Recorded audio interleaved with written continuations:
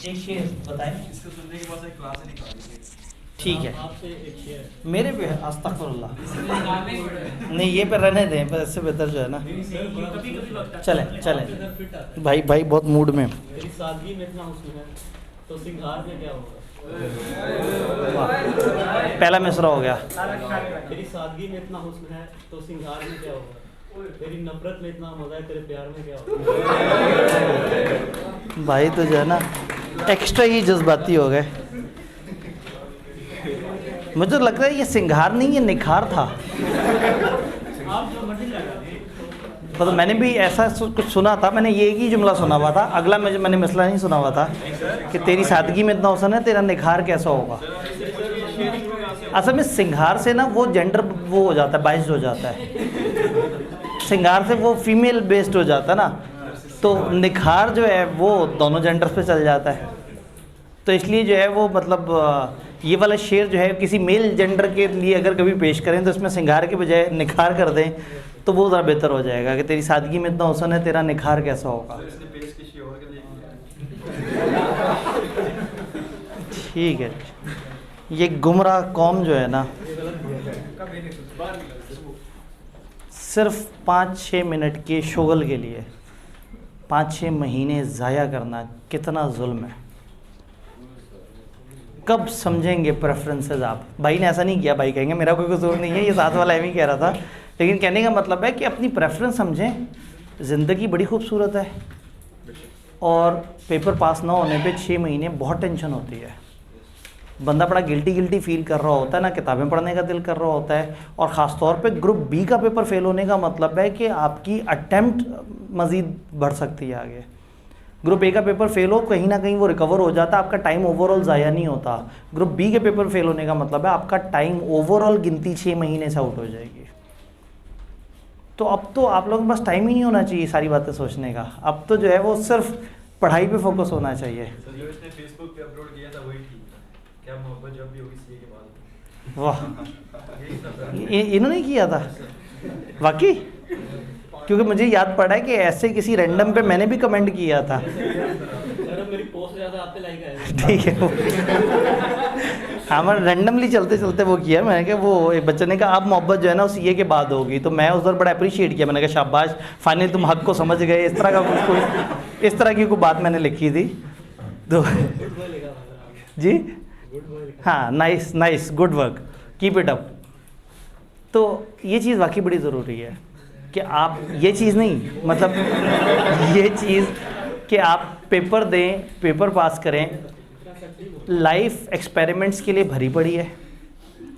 और ऑल्दो ये बात पब्लिकली एक टीचर को नहीं करनी चाहिए, लेकिन चूँकि मुझे लगता है कि आप सब लोगों को हमेशा इल्मी गाइडेंस हर जगह से मिलती हैं, लेकिन ये सारे ऐसे मामले हैं कि घर वाले भी शर्म करते हैं, दोस्त मशवरे पुट्टे पुट्टे दे देते हैं। आप लोगों को किसी रिलेशनशिप में स्टूडेंटशिप वाले टाइम में एंटर नहीं होना चाहिए, नहीं तो खुद भी तकलीफ़ में रहेंगे, दूसरे को भी तकलीफ़ में डालेंगे। ये प्रॉब्लम है क्योंकि सीए करने वाले बंदे का मतलब है कि वो दुनिया से थोड़ा सा साइड पे हो चुका हुआ है। उसकी अपनी एक टाइमलाइन है। नॉर्मल लोग हैं उनकी अपनी टाइमलाइन है, वो अपनी टाइमलाइन पे लोगों की शादियाँ हो रही होती हैं, वो घर बसा रहे होते हैं। सीए वाला बंदा अपनी टाइमलाइन में पहले अपनी क्वालिफ़िकेशन या एक ख़ास लेवल तक, अपने स्टेज तक पहुंचता है, फिर वो शादी के बारे में सोचता है। तो what ever the gender is, जब आप खामखा किसी से एफिलिएट होते हैं और उसके बाद चूंकि दोनों में से कोई एक बंदा सीए कर रहा होता है और दूसरा सीए नहीं कर रहा होता, वो एक नॉर्मल इंसान होता है, तो नॉर्मल इंसान को एक नॉर्मल टाइम पे शादी करनी होती है। और जो सीए वाला बंदा है या बंदी है वो अपने टाइमलाइन में चल रहे होते हैं। तो फिर क्या होता है, एक बड़ा गंदा मिसमैच आ जाता है, कंपैटिबिलिटी आउट हो जाती है। एक तरफ के घर वाले चाहते हैं कि जी रिश्ता हो और दूसरी तरफ के घर वाले कहते हैं बस बच्चा या बच्ची सीए तो कर ले। वो सीए करना तो एक अनसर्टन, इम्पॉसिबल या काफ़ी एक फ्यूचरिस्टिक सा इवेंट है। तो होता पता है क्या है, होता ये है कि आप अपनी पसंद की जगह शादी तो कर पाते नहीं, लेकिन पूरी ज़िंदगी आप भी तकलीफ़ में गुजारते हैं और दूसरे बंदे को भी तकलीफ़ दे देते हैं। तो बेहतर है कि आप किसी को तकलीफ़ मत दें जो आपको बिला वजह तंग करे, मैसेज करे, आपको किसी भी किस्म का एक्सप्रेशन दे। आपने कहना है मैं सीए कर रहा हूँ, उसने दौड़ लगा देनी है, ठीक है, आप आज़ाद। तो मैं सीए कर रहा हूँ, इतना बेहतरीन सेफगार्ड है आपके पास, इतना बेहतरीन आपके पास प्रोटेक्टिव मेजर है। तो जब भी कोई आपको बिला वजह तंग करे, आपको लगे कि मैं खामखा इन्वॉल्व हो रहा हूँ, तो अचानक से आंखें बंद करनी है, दिल में सोचना है मैं सीए कर रहा हूँ, फिर चिल्ला के कहना है मैं सीए कर रहा हूँ, फिर मैसेज पे लिखना है मैं सीए कर रहा हूँ। फिर भी ना समझ आए तो ठीक है, हो जाए ज़िंदगी तबाह। लेकिन उसकी हो जो नहीं समझ रहा, मिस्टेक वन साइडेड हो, उसका कसूर हो, टू साइडेड मिस्टेक नहीं होनी चाहिए। आपको पता होना चाहिए कि आप सीए कर रहे हैं। औसतन चार्टर्ड अकाउंटेंट्स की शादी 27-28 साल के बाद होती है, औसतन। ये औसतन इसलिए बता रहा हूँ कि कुछ लोग ऐसे हैं जो वेल सेटल्ड हैं, जिनके वालिदैन का बिज़नेस है, वो 24-25 में उनकी शादी कर देते हैं। अगर अपने तौर पे शादी की बात करें तो 31, 30, 32 इस एज में शादियाँ करते हैं चार्टर्ड अकाउंटेंट्स। तो इस एज तक कोई आपके लिए रुकने वाला नहीं है। मैं अलग अलग चार्टर्ड अकाउंटेंट्स को बता रहा हूँ। मेरी पौने 28 साल की एज, मेरी ख्वाहिश थी कि 25 साल की एज में शादी हो जाए, क्योंकि मतलब मुझे ये फिनोमेना गलत लगता था कि शादी लेट होती है। लेकिन जब फाइनेंशियल मजबूरियाँ पड़ती हैं तो फिर समझ आता है कि पहले जो है वो घर का चूल्हा देखना होता है, पहले आपने फाइनेंशियली स्टैंडिंग में आना होता है, फिर उसके बाद आप शादी करते हैं। तो कहने का मतलब है सीए में कौन आता है? अमीरों कबीरों के बच्चे तो नहीं आते, वो लोग आते हैं जिन्होंने लाइफ में कुछ करना है, स्टेबल होना है। और जब वो सीए शुरू करते हैं तो आहिस्ता आहिस्ता, चूँकि फ्रंट ऑफिस ने भी उन्हें ख्वाब दिखाए होते हैं, और करते करते उन्हें अपने ऊपर भरोसा भी आना शुरू हो जाता है।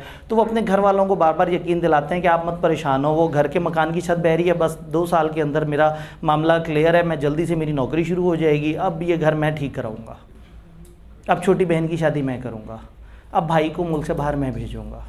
और ऑटोमेटिकली क्या होता है कि वो बंदा ज़िम्मेदारियाँ लेता चला जाता है। उन सारी ज़िम्मेदारियों में ना वो अपनी शादी की बात खुद भी करते हुए अच्छा नहीं फील कर रहा होता। तो ये एक टिपिकल रियलिटी है कि सीए का स्टूडेंट मेल हो या फीमेल हो, ये लोग लेट शादी करते हैं। और कॉमन इंसान, नॉर्मल लोग जो है वो थोड़ा जल्दी शादी करते हैं। तो फॉर एग्ज़ाम्पल एक लड़का सीए का जो 30 साल की एज में शादी करेगा, और एक लड़की जो कि 23 साल की है, जिसके घर वाले कहेंगे इसकी शादी क्यों नहीं कर रहे, से फॉर एग्ज़ाम्पल, तो टेक्निकली 7 साल आपके लिए तो नहीं कोई होल्ड करने वाला। और अगर कोई होल्ड करेगा भी तो वो 7 साल जितनी तकलीफ़ से गुजरेगा, ये 1% से भी कम चांस है कि इस माशरे में इतने सोशल प्रेशर के बाद कोई आपका पीयर आपके लिए इतनी देर तक वेट करे। तो वेट करवाएंगे उसे तो वो बहुत बड़े टॉर्चर से गुजरेगा और शायद साइकोलॉजिकली डिस्टर्ब हो जाए। और अगर आप इन्वॉल्व हैं और वो वेट ना कर पाए तो सारी ज़िंदगी आप भी तकलीफ़ में रहेंगे, वो भी तकलीफ़ में रहेगा।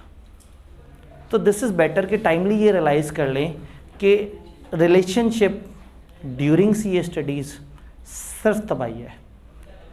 नंबर 1 तबाही वो आपको पढ़ने नहीं देंगे रिलेशनशिप्स। नंबर 2 पेपर के इंतहाई करीब जाके आप जो है वो अपने कैरियर के बजाय अपने कंबाइंड कैरियर के बारे में सोचना शुरू हो गए होंगे, और फ़ोन पे जो है वो आगे से आगे पता नहीं क्या क्या आप डिस्कशंस कर रहे होंगे कि हम 17 साल बाद ऐसे करेंगे और 20 साल बाद ऐसे, और इस तरह से करके पेपर पास नहीं हो रहा।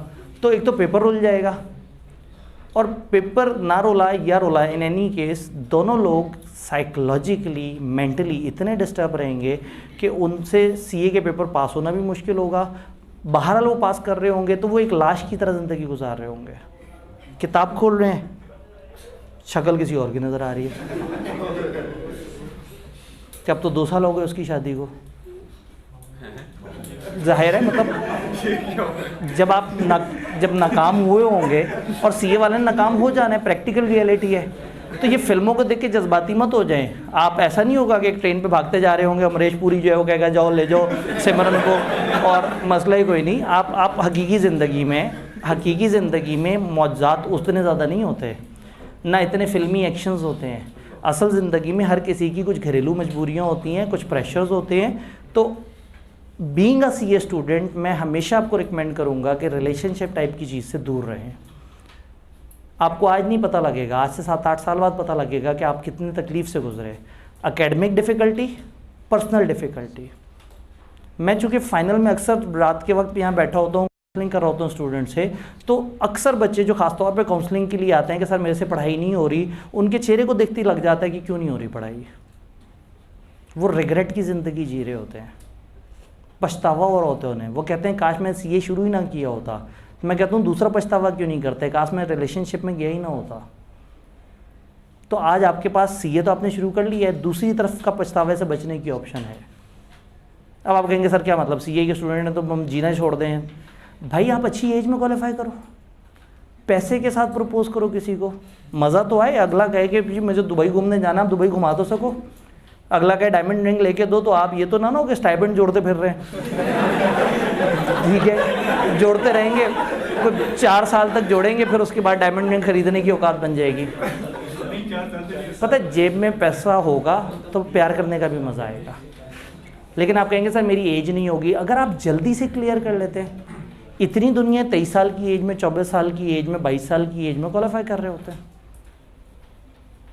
सब पॉसिबल है, इसलिए कि वो दूसरी तरफ नहीं जाते। तो कोशिश करें कि ऑलरेडी ज़िंदगी में इतने मसले हैं, एक नया मसला मत लेके आए। आपका मसला आपके साथ है, आप पढ़ते हुए फ़ोन पे डिस्ट्रैक्ट हो जाते हैं। आपने अपनी ज़िंदगी के 2 साल 3 साल 5 साल ज़ाया किए, मुझे कोई दुख नहीं है। किसी और की ज़िंदगी का मत ज़ाया करें।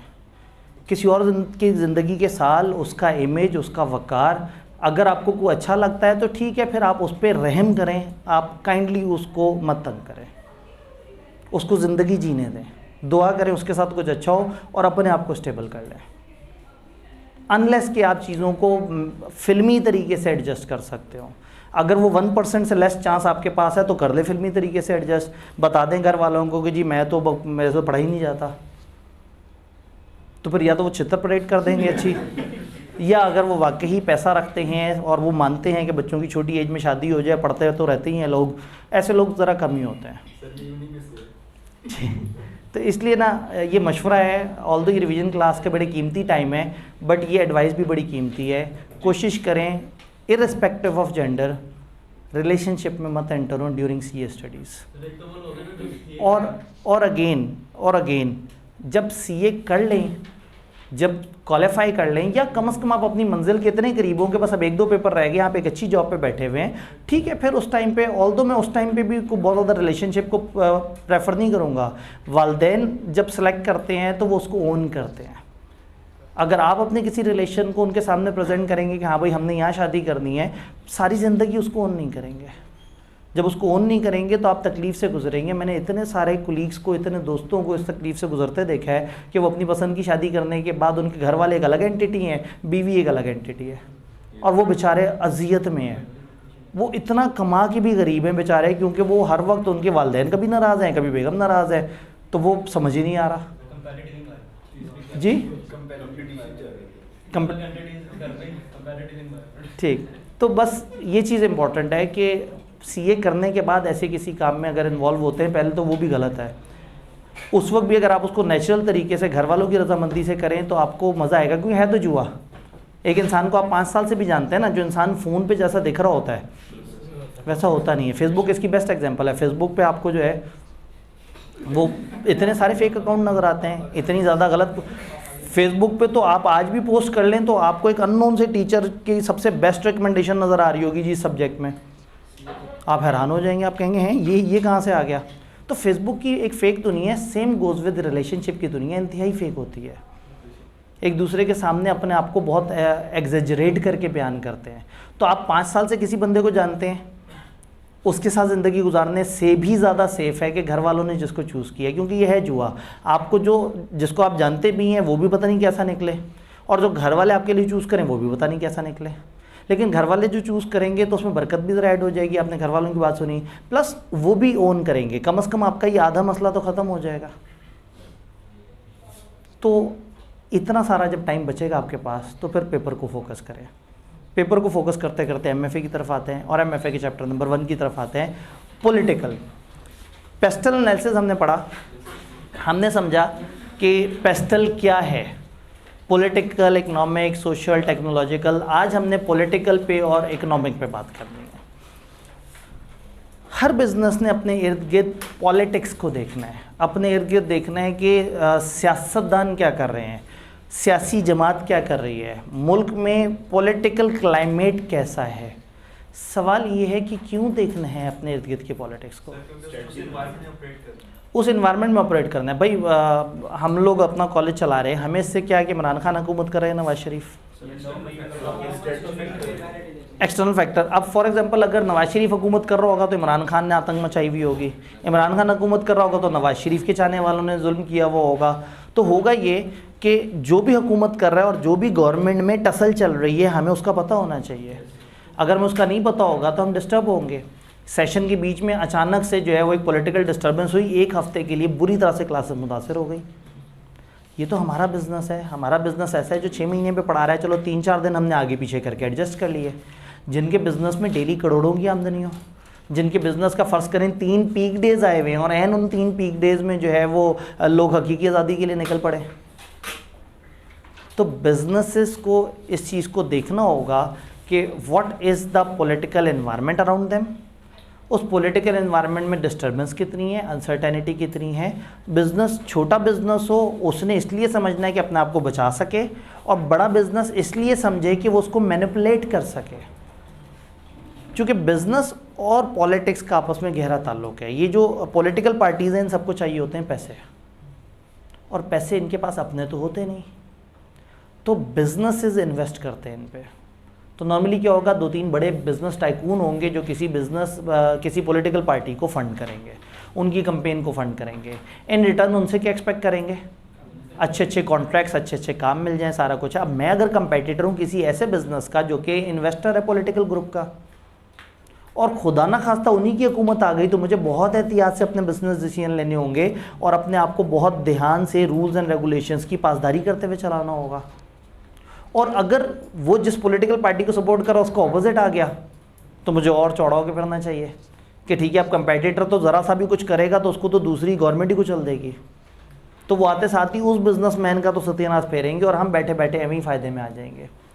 तो दिस इज़ अ थिंग कि हर बिज़नेस पॉलिटिक्स से कनेक्टेड है, और जो बड़े बिजनेसमैन हैं उनको अपने पॉलिटिकल विंग्स रखने होते हैं, पॉलिटिकल एफिलिएशंस रखनी होती हैं, ताकि उनको पॉलिटिकली बहुत सारे बेनिफिट्स मिलें और बहुत सारे कॉन्ट्रैक्ट्स, अवार्ड्स और ऐसी चीज़ें जिसमें अगर पॉलिटिकल पार्टी उनका साथ दे देगी तो उनके लिए ज़िंदगी थोड़ी सी आसान हो जाएगी। तो बिज़नेस के लिए समझना बड़ा ज़रूरी है कि हम कौन से पॉलिटिकल एरा में जी रहे हैं। उस एरा की सोच, कुछ पॉलिटिकल पार्टीज़ होंगी जो कहती होंगी कि गवर्नमेंट सबसे बड़ी पावर है और किसी को हमने कुछ नहीं करने देना। कुछ पॉलिटिकल पार्टीज़ होंगी जो कहेंगी हम जमहूरियत के हुस्न पे बिलीव रखते हैं और बिज़नेस जो जैसे मर्ज़ी करे वो उस तरह से। भाई अयूब खान ने आके बिजनेस से कहा खुल के खेलो, कोई मसला नहीं। भुट्टो ने आके बिजनेस से कहा कि तुम लोग क्या कर रहे हो, ये तो पाकिस्तान का पैसा है, सारों को नेशनलाइज कर दिया। तो भुट्टो के दौर की सोच और होगी, भुट्टो के दौर का बिज़नेस किसी और तरीके से रिएक्ट करेगा, और अयूब खान के ज़माने का बिज़नेस और तरह से रिएक्ट करेगा। तो पॉलिटिक्स को देखना बड़ा ज़रूरी है। किताब ने कुछ फैक्टर्स पे बात की कि पॉलिटिक्स को हम क्यों देखते हैं। हम थोड़ा सा किताब की तरफ भी चलते हैं। पॉलिटिक्स को देखना क्यों ज़रूरी है।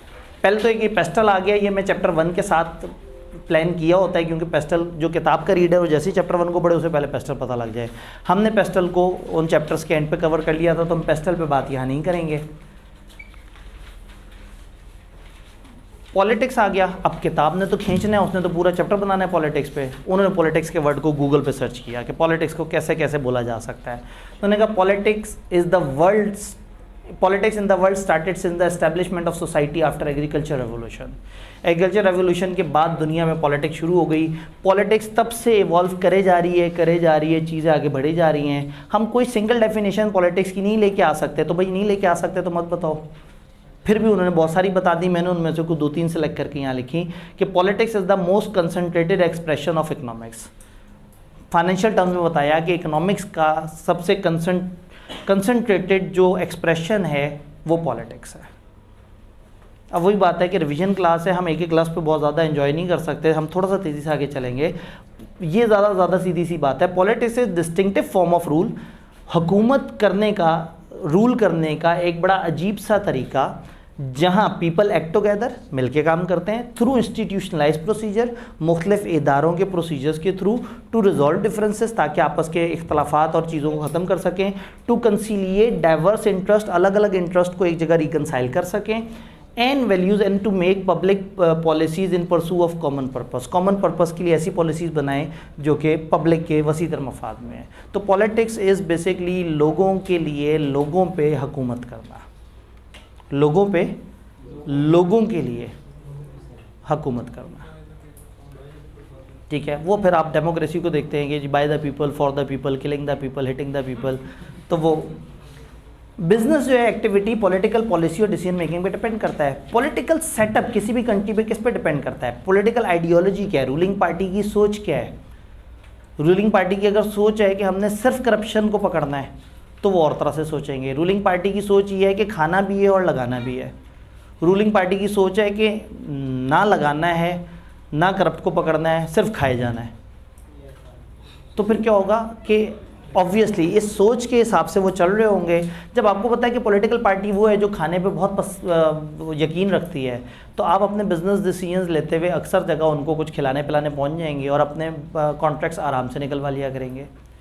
और अगर आपको पता लगता है कि पॉलिटिकल पार्टी वो है जो खाने को पसंद नहीं करती, करप्शन को ना पसंद करती है, तो आप पहुँच के अपने कंपेटिटर को करप्ट साबित कर देंगे, वो उसके पीछे पड़ जाएंगे हाथ धो के, आपको मौका मिल जाएगा। तो पॉलिटिकल आइडियोलॉजी समझनी है, प्री एग्जिस्टिंग लॉज रेगुलेशन क्या है, फिर सोशो रिलीजियस कंस्ट्रेंट्स क्या हैं। पॉलिटिक्स अपनी जगह, लेकिन लोगों का समाजी और मजहबी अफकार क्या है। पॉलिटिक्स भी एक ख़ास जगह पे आके ब्रेक लगा देती है जब मज़हब से टकराव हो जाता है, जब लोगों के जज्बात से टकराव हो जाता है। अभी पीडीएम की हुकूमत को जो टकराव है वो सोशल टकराव है कि लोग इमरान खान को बहुत पसंद कर रहे हैं। कई दफ़ा हुकूमत को ये प्रॉब्लम होता है कि अचानक से एक इस्लामिक इवेंट होता है और वो उस इस्लामिक इवेंट को बेस बना के अचानक से गवर्नमेंट के ख़िलाफ़ कार्रवाई शुरू हो जाती है कि इन्होंने तो ऐसा किया, इन्होंने तो वैसे किया, इन्होंने तो जो है वो उसकी मजम्मत की करारदाद नहीं पास की, इन्होंने इस तरह से किया, और बिला वजह वो गवर्नमेंट को चलने से रोक देते हैं। तो ये समझना भी ज़रूरी होगा कि सोशल रिलीजियस कंस्ट्रेंट क्या है। पूरे सफ़े में सबसे काम की बात एंड पे लिखी है। To become a successful business manager, one should take into consideration the political environment for business and then capitalize an opportunity available and mitigate risk. अपने इर्द गिर्द की बिजनेस एनवायरनमेंट को समझना होगा और फिर जो अपॉर्चुनिटीज़ होंगी उनको कैपिटलाइज करना होगा, उस पर काम करना होगा, उसको ज़्यादा बेहतर तरीके से लेके चलना होगा। डन। कौन से वेज हैं जिससे पॉलिटिकल फैक्टर्स बिजनेस को अफेक्ट कर सकते हैं? गवर्नमेंट की स्पेंडिंग, गवर्नमेंट कहाँ खर्च कर रही है। भाई मैं एक इंश्योरेंस कंपनी हूँ और मुझे पता लगता है कि गवर्नमेंट जो है वो एक सेहत कार्ड लाने के बारे में सोच रही है जिसमें लोगों की इंश्योरेंस कराई जाए। तो अगर पूरे पाकिस्तान लेवल पे गवर्नमेंट ने अरबों सैकड़ों अरब रुपया खर्च कर देना है अपने 6 अरब के बजट में से, पता नहीं मेरे आधे तो जुमले ही ख़त्म हो जाते हैं। जिस वक्त सेहत कार्ड आया तो उस वक्त सेहत का बजट था 6 अरब, जिसमें से ये क्लेम किया गया कि पूरे पाकिस्तान को जो है वो फ्री हेल्थ मिलेगी जो सेहत कार्ड पे जाएगा, और देनी भी शुरू कर दी और इंश्योरेंस भी वो कर दिया। प्रॉब्लम कहाँ आना था? जब वो इंश्योरेंस के प्रीमियम या इंश्योरेंस वाली अमाउंट्स गवर्नमेंट ने अपनी जेब से पे करनी थी। अभी तो इंश्योरेंस कंपनी ने खर्चा दे दिया और बाद में इंश्योरेंस कंपनी किससे लेगी? और इंश्योरेंस कंपनी किसकी थी ये एक अलग डिबेट है। तो हुआ क्या? और अल्टीमेटली फिर उससे जब स्टेट लाइफ ने वो इंश्योरेंस लेने की कोशिश की गवर्नमेंट के दायरे ने, तो क्या क्या प्रॉब्लम्स आए। अभी तो वो सारे खर्चे पड़ेंगे। तो मैं बड़ा हैरान हुआ, मैंने कहा 6 अरब के बजट में जिसमें हम अभी तक अपने हॉस्पिटल के इंफ्रास्ट्रक्चर पूरा नहीं कर पा रहे, तो उसमें ये किस तरह से हो सकता है। तो अगेन आपको ये देखना है कि गवर्नमेंट कहाँ खर्च कर रही है। अब गवर्नमेंट पे कर सकेगी बाद में या नहीं, लेकिन इंश्योरेंस वाला तो खर्च कर देगा। तो जैसे ही सबको पता लगेगा कि गवर्नमेंट इज़ विलिंग के दिल का ऑपरेशन होगा, हम खर्चा करेंगे। हम क्या इंश्योरेंस वाले खर्चा करेंगे? हम इंश्योरेंस वालों को पे कर देंगे। तो फिर हॉस्पिटल लेके आए कई तरह के स्टंट, जी 1 लाख का स्टंट है, 2 लाख का स्टंट है, 3 लाख का स्टंट है, फिर करे हॉस्पिटल वाले, फिर फार्मेसीज़ वगैरह उस तरह से सोचें। तो ये देखना ये होगा कि गवर्नमेंट की स्पेंडिंग किस जोन पे है। गवर्नमेंट अगर इंफ्रास्ट्रक्चर पे काम कर रही है तो कंस्ट्रक्शन वालों की मौजें लग जानी है। गवर्नमेंट अगर आईटी के ऊपर खर्च कर रही है तो आईटी वालों को। तो गवर्नमेंट के डिसीजन आपको कैसे इम्पैक्ट करते हैं, आप देखेंगे गवर्नमेंट की स्पेंडिंग की डायरेक्शन क्या है। फिर उनके टैक्सेशन के जो रूल्स हैं, हर गवर्नमेंट का अपना एक टैक्स पॉलिसी है, वो टैक्स पॉलिसी जो है आपके बिजनेस को प्लस माइनस दोनों तरफ इम्पैक्ट कर सकती है, आप उसको देखें। फिर आप ये देखें इनकी इकोनॉमिक पॉलिसी क्या है, ये चीज़ों को किस तरह से लेके चल रहे हैं, ये बैलेंस ऑफ पेमेंट को क्या करते हैं, ये इंपोर्ट एक्सपोर्ट के ऊपर क्या रिस्ट्रिक्शंस लगाते हैं। मेजॉरिटी बिजनेसेस का बहुत बड़ा गहरा ताल्लुक होता है मुल्क से बाहर इंपोर्ट और एक्सपोर्ट वाले जो मामला हैं उनसे। तो आप देखेंगे कि उनकी इकोनॉमिक जो सोच है वो क्या है और आप उसके मुताबिक चलें। फिर लेबर से रिलेटेड लॉस क्या हैं? भुट्टो ने आते ही कहा कि जी मज़दूर सबसे तगड़ा आदमी है, रोटी कपड़ा और मकान, और उसने फिर लेबर लॉस को इतना सख्त कर दिया कि बिजनेसेस के लिए बहुत मुश्किल हो गया सरवाइव करना। अयूब खान वाले ज़माने में जो है वो खुला खाता चल रहा था, बिज़नेस वॉज द किंग और बिज़नेस जैसे करता था। बस अयूब खान ने कहा था पाकिस्तान ग्रो करना चाहिए।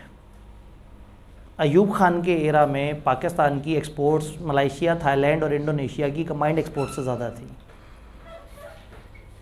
हम कभी दुनिया को सिखाया करते थे, हम कभी दुनिया को ट्रेन करते थे कि आपने क्या करना है, किस तरह से करना है, दुनिया को उधार दिया करते थे कभी। तो कहने का मतलब है कि दैट वाज द पॉइंट कि उस वक्त के जो पॉलिटिकल स्कूल ऑफ थॉट थी वहाँ के बिजनेस ने और तरह से चलना है।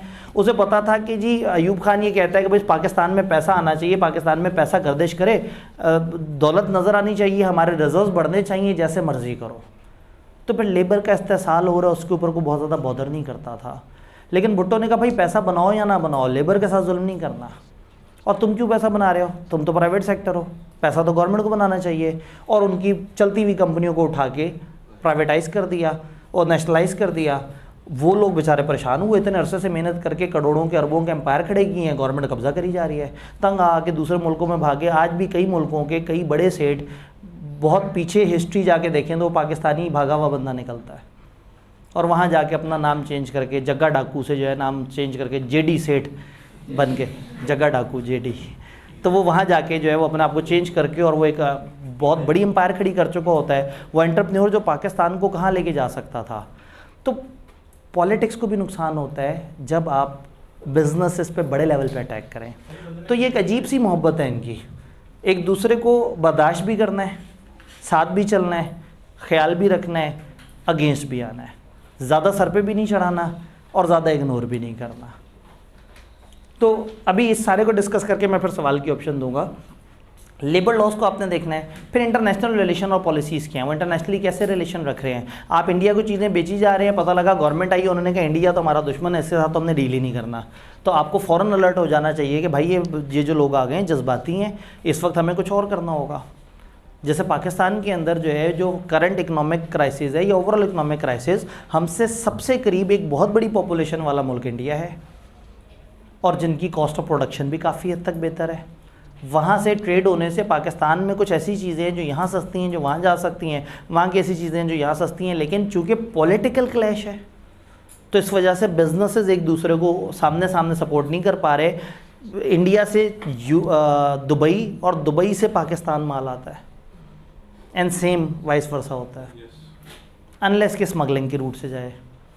तो आपको ये देखना है कि इंटरनेशनल पॉलिसीज़ क्या हैं इनकी, बॉर्डर की क्या पॉलिसी है, दुश्मनदारियाँ कैसी हैं। तो जैसे लोग होंगे आपको अपने बिजनेस के इसमें वो चेंजेस लेके आनी होगी ताकि आप उनके हिसाब से अपने आप को चेंज कर सकें। जी यहाँ आप कुछ कहना चाह रहे थे। जब गवर्नमेंट नेशनलाइज करती है तो बदले में कंसिडरेशन देती है? जब गवर्नमेंट नेशनलाइज करती है तो कंसिडरेशन कंसिडरेशन देती है, आपको बिल्कुल देती है, उतनी कंसिडरेशन देती है जितनी आपने डिक्लेयर की होती है। भाई आपने अगर कहा कि इस साल मैं कम टैक्स दे पाऊंगा क्योंकि मैंने सिर्फ 70 लाख कमाया, तो जब आपका वो बिज़नेस ले लेंगे आपसे तो आपको उस तरह से कंपनसेट करेंगे जो आपने बताया था।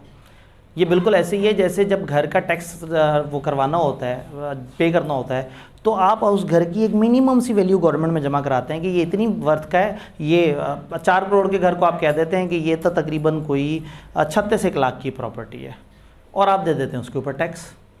फिर जब गवर्नमेंट को अपनी को मोटरवे गुजारनी होती है, जब अपना कोई प्रोजेक्ट गुजारना होता है, जब अपना कोई और काम करना होता है, और वो आपसे मजबूरन आपका घर ले रहे होते हैं, तो आपको पूरी कंपनसेशन देते हैं जो आपने बताई थी कि ज़मीन की वर्थ क्या है। अब आप उस वक्त अगर रोएं कि नहीं ज़मीन की वर्थ 4 करोड़ है, तो कहेंगे मुझे टैक्स देते हुए तुम्हें 36 लाख की लगती थी, तो मैं तो तुम्हें जेन्युइन फेयर पेमेंट कर रहा हूँ ना, जितना तुम मानते हो ज़मीन की कीमत है मैं तुम्हें तुम्हारे मुँह मांगी कीमत दे रहा हूँ। जी असल में मार्केट वैल्यू पे उन्होंने जब टैक्स देना था तो टैक्स आपने देना होता अपनी परचेज वैल्यू पे, ठीक है। एक बंदे ने आज एक चीज़ खरीदी है 4 करोड़ की, आपको लगता है कि वो 4 करोड़ की डिक्लेयर करके उस पर टैक्स देता है? वो 36 लाख की डिक्लेयर करता है। तो गवर्नमेंट ने 2 दिन बाद उससे उसकी ज़मीन ले ली, तो कितना देगी गवर्नमेंट? 36 लाख जितना वो मानता है मेरी ज़मीन है। अगर आपकी ज़मीन की वैल्यू बढ़ी है तो ठीक है, आप अपने असासों के अंदर अपनी डिक्लेरेशन में उसको बढ़ा के दिखाएं। तो अगेन गवर्नमेंट नहीं मानती कि उसने जुल्म किया है। तो जैसा आपने कहा ना नेशनलाइज होता है, तो क्या गवर्नमेंट पैसे देती है? गवर्नमेंट नेशनलाइज करते हुए बिल्कुल अपनी तरफ से फेयर पेमेंट करती है, लेकिन उस बिज़नेस के लिए वो फेयर नहीं होता। जी डीसी रेट्स भी तो होते हैं वो तो गवर्नमेंट। जी, अब डीसी रेट क्या होते हैं? डीसी रेट में वो उस इलाके का एक एस्टिमेटेड रेट होता है, यानी कि अगर मैं एक जगह घर लूँ और मुझे नहीं पता कि यहाँ पे क्या वर्थ चल रही है, तो मैं डीसी रेट से अंदाज़ा लगा सकूँ। ये ऐसी है जैसे अगर आपने आम खरीदने हैं और आपने ये देखना है कि आप एक रेडी वाले के पास गए, उसने कहा जी 400 के आम है। अब आप ये देखना चाहते हैं कि आम आइडियली कितने के होने चाहिए, तो आप डीसी रेट देख लें। डीसी रेट है 230, तो आपको समझ आ गया कि 230 से 250 तक जो दे रहा है ठीक है, वो मुनासिब सी बात कर रहा है। तो भाई डीसी रेट एक एस्टीमेट देने के लिए होता है। दिस कैन हैपन कि एक ही इलाके में काफ़ी सारी प्रॉपर्टीज़ है और हर प्रॉपर्टी अलग अलग रेट पे रजिस्टर्ड है। तो लोग क्या करते हैं, डीसी रेट से अंदाज़ा लगाते हैं, वो पता करते हैं कि यहाँ क्या चल रहा है, तो पता लगता है सबने टैक्स बचाया होता है। तो फिर एक शरीफ आदमी को भी उसके इर्द गिर्द वाले समझाते हैं कि भाई जब सब कम पैसे दे रहे हो तो तुम भी कम पैसे दो। तो बड़ा कम होता है ऐसा। मतलब मुझे 2 महीने लोगों के पीछे भागना पड़ा, क्योंकि मैंने एक अजीब सी बात कर दी थी जिस पे लोगों का हंसा ही नहीं रुक रहा था। मैंने एक जगह ली थी, मैं कह रहा था जितने की लिए मैं उस पर टैक्स दूंगा, और वो ना वकील को समझ आए, ना लैंड वाले बंदे को समझ आए, एलटीए के अंदर बैठे हुए बंदों को नहीं समझ आए। कहते पागल हैं आप। मैंने कहा भाई वो उस पर यार मतलब कुछ तो खाया करो, क्या करोगे, हम सबको ख़राब करोगे।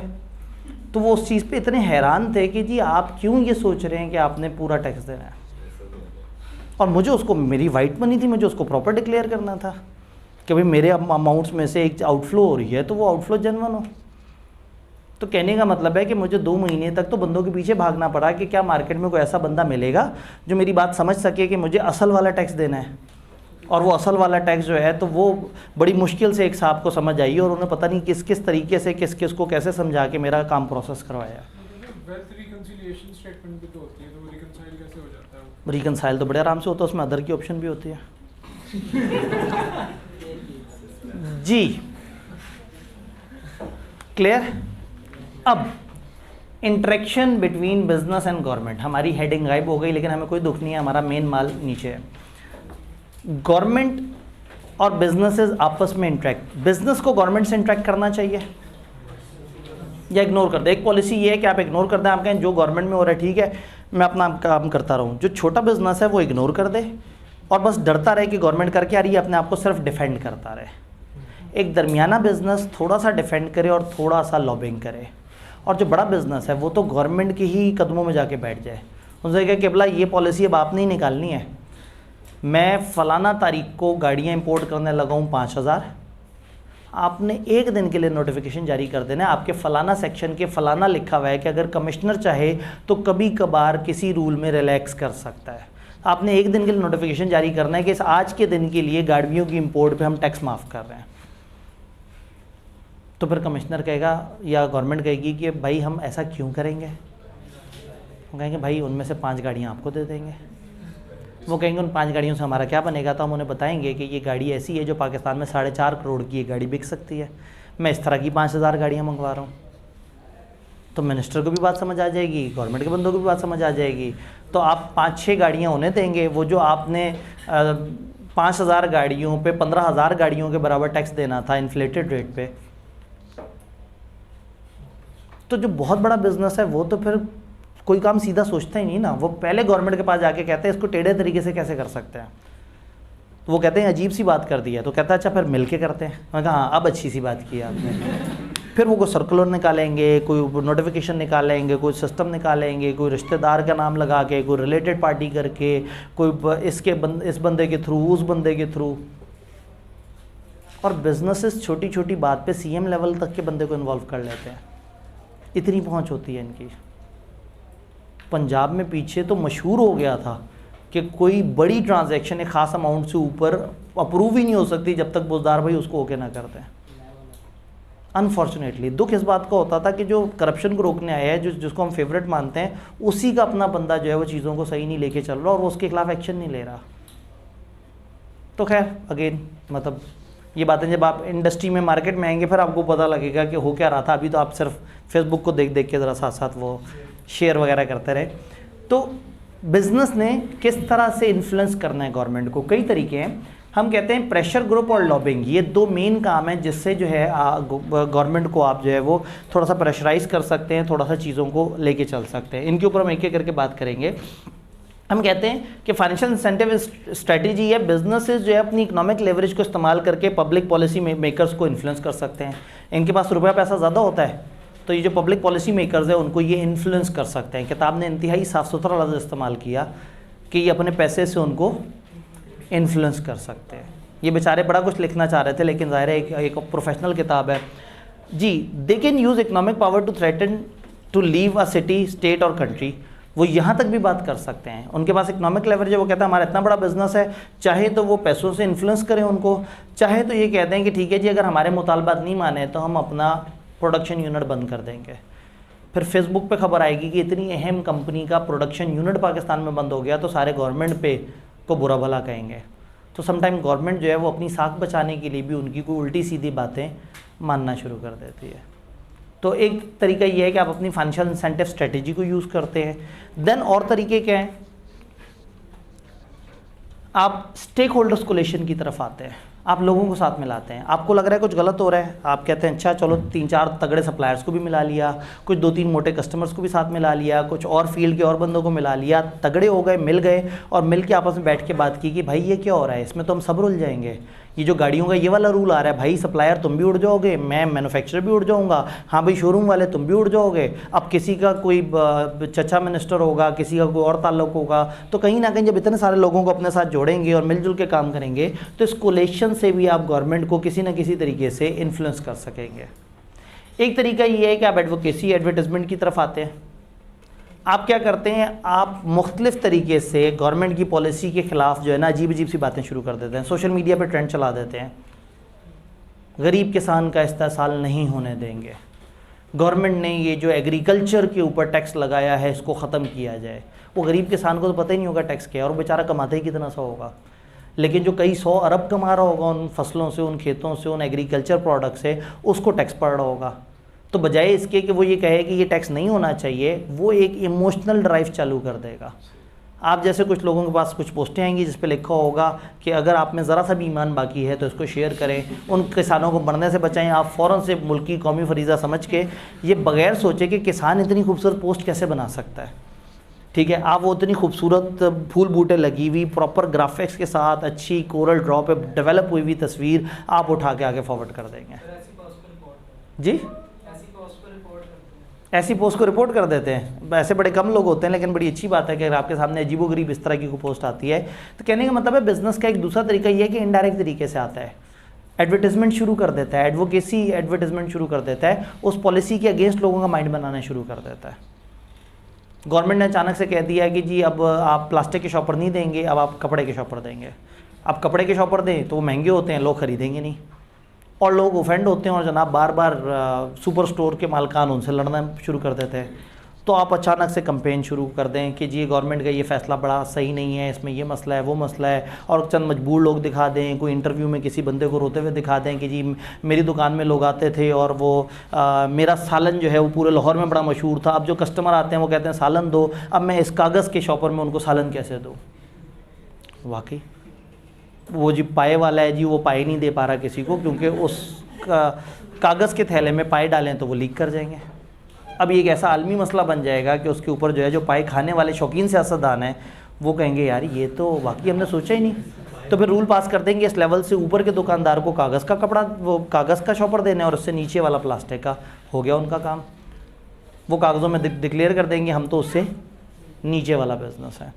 तो एक सिस्टम ये है। एक ये है कि ट्रेड एसोसिएशंस का आप सहारा लेते हैं, मुख्तलिफ चैम्बर ऑफ कॉमर्स बने हुए होते हैं, एप्टमा फलाना फलाना, हर प्रोफेशन में कहीं ना कहीं कुछ इस तरह के होते हैं। जैसे हमने कहा federation Pakistani chamber of commerce, overseas investors का chamber, all Pakistan textile manufacturer association, इस तरह के बहुत सारे इदारे बने हुए होते हैं जो मुख्तलिफ जो ट्रेड के इदारे हैं, मुख्तलिफ बिजनेसेस, उनकी यूनियंस होती हैं। आप वहाँ जाके बात करते हैं जी आपके होने का क्या फ़ायदा जब ताजरों के साथ इतना इस्तेसाल हो रहा है। ये देखें जी गवर्नमेंट ने एक नया टैक्स लेके आई है जिसमें हर दुकानदार को फ़िक्स टैक्स देना है चाहे उसकी जितनी मर्ज़ी इनकम हो, और वो टैक्स देना उसने अपने बिजली के बिल के ऊपर। तो ये कितनी गलत बात है, जुल्म है। तो क्या होगा, ये आपस में एक दूसरे के साथ मिलेंगे, जुड़ेंगे, एसोसिएशन, फिर पूरी एसोसिएशन आगे जब बात करेगी गवर्नमेंट से, तो गवर्नमेंट समझेगी कि पूरे पाकिस्तान के 40,000 ताजरों की एक आवाज़ मेरे तक आई है। तो आप सम टाइम इस तरह से ट्रेड एसोसिएशंस वगैरह उनके साथ मिला के भी चीज़ें चलते हैं। आजकल के बड़े बिजनेसेस के लिए हम कहते हैं कि you should have a public affair department. Businesses का एक पब्लिक अफेयर डिपार्टमेंट होना चाहिए, एंड सेम गवर्नमेंट का एक ऐसा डिपार्टमेंट होना चाहिए जो बिजनेसेस वगैरह से रब्ते करता हो। तो एक बड़ा बिज़नेस है, उसमें कहीं ना कहीं कोई भी उस बिज़नेस के ख़िलाफ़ इंटरनेट पे कोई वो चल पड़ा, कोई टिकर चल पड़ा, इंटरनेट पे कोई चीज़ वायरल हो गई, तो फ़ौरन से उनका एक नुमाइंदा आके एक पब्लिक स्टेटमेंट दे कि नहीं भाई ये चीज़ इस तरह से है। एक पब्लिक अफेयर डिपार्टमेंट एक ऐसा बंदा हो जो हर वक्त जो है मुख्तलिफ पॉलिटिशियन से मिलता रहता हो, उनको गिफ्ट्स वगैरह देता रहता हो, उनके साथ खाने शाने खाता रहता हो, अच्छे ताल्लुक़ बना के रखता हो। तो ये एक बंदा भी हो सकता है और एक पूरा डिपार्टमेंट भी हो सकता है। डिफरेंट ऑर्गेनाइजेशन में पॉलिटिकल एक्टिविटी को मैनेज करना पब्लिक अफेयर डिपार्टमेंट के अंडर आता है। पब्लिक अफेयर डिपार्टमेंट का जो रोल है वो फर्म के इंटरेक्शन विद गवर्नमेंट और उन सबको मैनेज करना है। पब्लिक अफेयर क्रिएट करना भी एक ग्लोबल ट्रेंड बन गया। अब हर कंपनी के पास एक पब्लिक अफेयर डिपार्टमेंट है जिनके लोगों का सिर्फ और सिर्फ काम ये है कि वो गवर्नमेंट से कनेक्ट करते हैं या जनरल जनता के सामने आके अपनी ऑफिशियल स्टेटमेंट्स वगैरह दे रहे होते हैं। Typical public affair executives spend most of the time direct lobbying with politician, hosting visits by politician to company location और attending fundraising activities। तो इनका ज़्यादातर टाइम जो है वो इस तरह की एक्टिविटीज़ में गुजरता है कि जगह जगह जाते हैं, अपनी प्रेजेंस शो करते हैं, कनेक्शंस बनाते हैं, लोगों से ताल्लुक़ जोड़ते हैं और अक्सर पॉलिटिशियंस को बताते रहते हैं कि हमारे साथ जुड़े रहने में आपको कितना फ़ायदा है। यहाँ तक कोई कन्फ्यूजन, एक आध हाथ खड़ा हुआ था।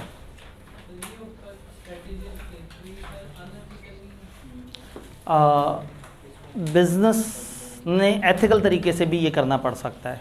हो सकता है आपको गवर्नमेंट से इसलिए मिलना हो, इसलिए इन्फ्लुएंस करना हो कि आप वाकई आपका इस्तेहसाल हो रहा हो। तो चैप्टर 9 को हमने जहन में रखना है, लेकिन जब बिज़नेस ओवरऑल की बात करता है ना, तो अनफॉर्चुनेटली ये यूटिलिटेरियनिज्म पे काम करता है। बिज़नेस हमेशा ये कहता है कि बस फ़ायदा ज़्यादा होना चाहिए। बहुत सारे बिजनेसेस हैं वो टैक्स नहीं देते, उनसे पूछो आप टैक्स क्यों नहीं देते, कहते हैं टैक्स गवर्नमेंट तक तो पहुंचना नहीं है, बीच में 5-10 लोगों ने खा जाना है। तो हम वो टैक्स बचा के ये वाली एक्टिविटी करते हैं जिससे हम अपने 2500 एम्प्लॉइज़ के ये बच्चों को इस तरह से फ्री पढ़ा देते हैं। यूटिलिटेरियनिज्म पॉइंट ऑफ व्यू से वो सही कर रहे हैं, लीगल पॉइंट ऑफ व्यू से वो गलत कर रहे हैं। क्लियर? सर अगर हम 1 यूनिट परचेज करते हैं तो उसकी हम कॉस्ट पे करते हैं, लेकिन हम ज़्यादा यूनिट परचेज करते हैं तो हमें वो डिस्काउंट मिल जाता है। बिल्कुल ऐसे ही है। सर इसी तरह से जो बड़े बिजनेसेस हैं अगर वो कुछ बड़ी ट्रेड कर रहे हैं तो गवर्नमेंट को चाहिए कि उनकी अलग से पॉलिसीज अपना जो है कंपनसेट कर दें। जी बिल्कुल, जैसे उन्होंने कहा कि आप एक यूनिट खरीदें तो आपको कम डिस्काउंट मिलता है और ज़्यादा यूनिट खरीदें तो ज़्यादा डिस्काउंट मिलता है। तो बिज़नेस तो बहुत सारे यूनिट खरीद रही है। फॉर एग्जांपल एक बिज़नेस आएगा और पाकिस्तान में होने वाली फलाना कैटेगरी की इंपोर्ट्स का 70% अकेला बिज़नेस कर रहा होगा। तो गवर्नमेंट को चाहिए कि इनके लिए काम करे। गवर्नमेंट इनके लिए सोचे या ना सोचे, ये गवर्नमेंट को आगे ज़रूर बता देते हैं कि हमारे लिए सोचो। फिर कैटेगरीज होती हैं, इतने से ऊपर सीसी वाली गाड़ी का ये रूल है और इतने से नीचे सीसी वाली गाड़ी का ये रूल है। इस वाले सेटअप पे ये लगेगा, इस वाले सेटअप पे ये लगेगा। फिर टैक्स में बिला वजह आप अचानक से बैठ के पढ़ रहे होते हैं कि अगर 1 जुलाई फलाने वाले ईयर से लेके अगले 5 साल में किसी ने इस तरह का यूनिट इस तरह की जगह पे इस तरीके से लगाया होगा तो 5 साल तक टैक्स नहीं। एंड पे पता लगता है वो किसी एक बिजनेसमैन का ख़ास यूनिट होता है। उस डेफिनेशन पे सिर्फ पूरे पाकिस्तान में एक बिज़नेस पूरा उतर रहा होता है, क्योंकि उस वक्त वो बिज़नेस जो है उस वक्त की पॉलिटिकल पार्टी को समझा गया, उन्होंने वो एग्जाम्पशन उठा के कानून में डाल दी। अनफॉर्चुनेटली दुनिया की एक बड़ी गंदी हकीकत है, माइट इज़ राइट। जो ताकत में होता है वो ज़्यादातर सही होता है या सही लगता है। जिसके पास पैसा होता है,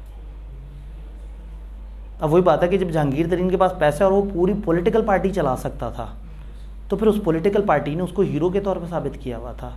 आप सब पूछते थे उसे, आप कितना प्यार करते थे जहांगीर तरीन को, जब तक कि उसका झगड़ा नहीं हुआ। जब उसने पैसे देने बंद कर दिए, झगड़ा हो गया। कहने का मतलब है मैं किसी सियासी पार्टी पे बात नहीं कर रहा। अगर जहांगीर तरीन एक इन्वेस्टर है तो उसके जो मर्जी मसलों मसाइल हैं, दुनिया या कोई भी पॉलिटिकल ग्रुप उसको इज़्ज़त की नज़र से देखेगा। मलिक रियाज के साथ कभी कोई बुरा नहीं करेगा। सबको पता है कि ये जो है ना वो हल्के से हल्का भी हमें बहुत सारा फ़ायदा दे देगा।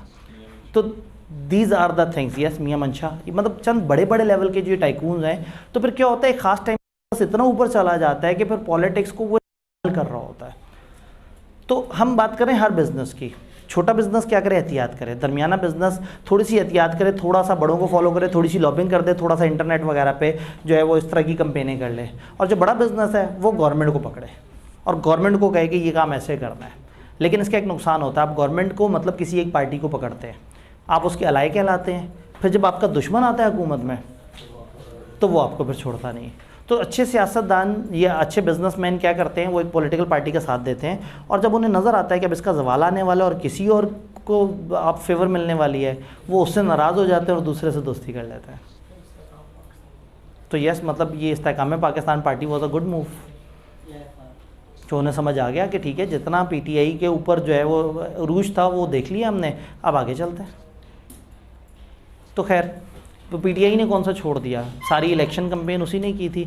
लाहौर में एक दिन में 10-10 हज़ार झंडे लग जाते थे, इतने ऊंचे ऊंचे, हम एक चंद बैनर लगाने लगे तो हमें लग समझ जाती है, इतना खर्चा हो जाता है। तो पूरा लाहौर रंगारंग हो जाए और इतने 100 दिनों तक रंगारंग होता रहो, इतनी सारी कंपेनें, इतना सारा कुछ, इतनी सारी लैंड क्रूज़र्स, इतनी सारी प्राडोज, इतने सारे पेट्रोल फूकते हुए, इतने बड़े बड़े किरायों के साथ पूरे पाकिस्तान में चलती फिर रही हूँ, तो उस पर कुछ भी नहीं लग रहा।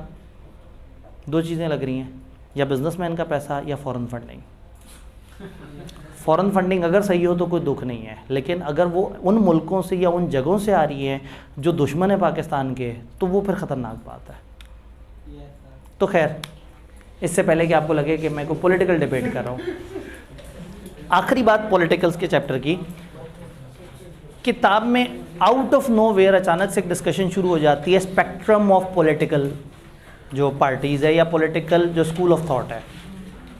होता क्या है कि जो पॉलिटिकल स्कूल ऑफ थॉट है ना, ये हर तरह से अलग अलग होता है। कुछ लोग बहुत डेमोक्रेसी पे बिलीव रखते हैं, कुछ लोग बहुत सख्ती पे बिलीव रखते हैं, कुछ गवर्नमेंट की पावर पे बिलीव रखते हैं, कुछ किसी और तरह से बिलीव रखते हैं, कुछ चाहते हैं कि इंसानों को आज़ादी मिले, कुछ कहते हैं कि नहीं गवर्नमेंट उन्हें बताए कि आप क्या करेंगे किस तरह से, कुछ चाहते हैं इंसान खुद कमाए खुद खाए, कुछ कहते हैं हम खिलाएंगे इंसान को। ऐसी गवर्नमेंट भी हैं जो गवर्नमेंट डिसाइड करती है कि कौन कितना खाएगा, कौन किस लेवल की ज़िंदगी गुजारेगा, और ऐसी ऐसी स्कूल ऑफ थॉट भी हैं कि गवर्नमेंट डिसाइड करती है कि ये बंदा पायलट बनेगा, ये इंजीनियर बनेगा, ये चोर बनेगा, ये पुलिस वाला बनेगा, गवर्नमेंट डिफाइन करती है इस हद तक। तो ये जो पॉलिटिकल आइडियोलॉजीज दुनिया में बहुत सारी हैं, आपने इतनी दफ़ा सुना होगा कंजर्विज़म और जो है वो फैशिज़म और कम्युनिज़म और फलाना फलाना, आप इस तरह से नाम सुनते रहते हैं। तो बहुत सारी अप्रोचेज़ हैं, या तो किताब सारी अप्रोचेज़ बताती, वो नहीं बताई, बीच बीच में से उठा के 5 अप्रोचेज़ हमें बता दी। और मज़े की बात है, वो अप्रोच देखने के बाद साफ लगता है कि ये रट्टे वाला सवाल है, यानी बस आपने देखना है, उनके फीचर्स को देखना, रट्टा मारना शुरू कर देना है। मैं एक छोटी सी काविश करूँगा आपको मैप समझाने की कि बेसिकली वो स्पेक्ट्रम क्या है जो किताब में नहीं दिया हुआ। ठीक है, एक डायग्राम से थोड़ा सा आइडिया दूंगा कि क्या है, और फिर उसके बाद हम देखेंगे उस डायग्राम पे वो सारे बिजनेसेस किस जगह हैं। फिर जो किताब का लिखा हुआ रट्टा है वो आपको तेज़ी से एक दफ़ा गुजार दूंगा ताकि आपके जहन में एक इमेज आ जाए। तो पॉलिटिकल स्पेक्ट्रम जो है वो कुछ इस तरह से है कि एक हम यूँ समझें ग्राफ सा बनाएं। इस ग्राफ में अब यहाँ पे हमने फोकस तकरीबन स्क्रीन पे करना है, मुझे भी भूल जाए।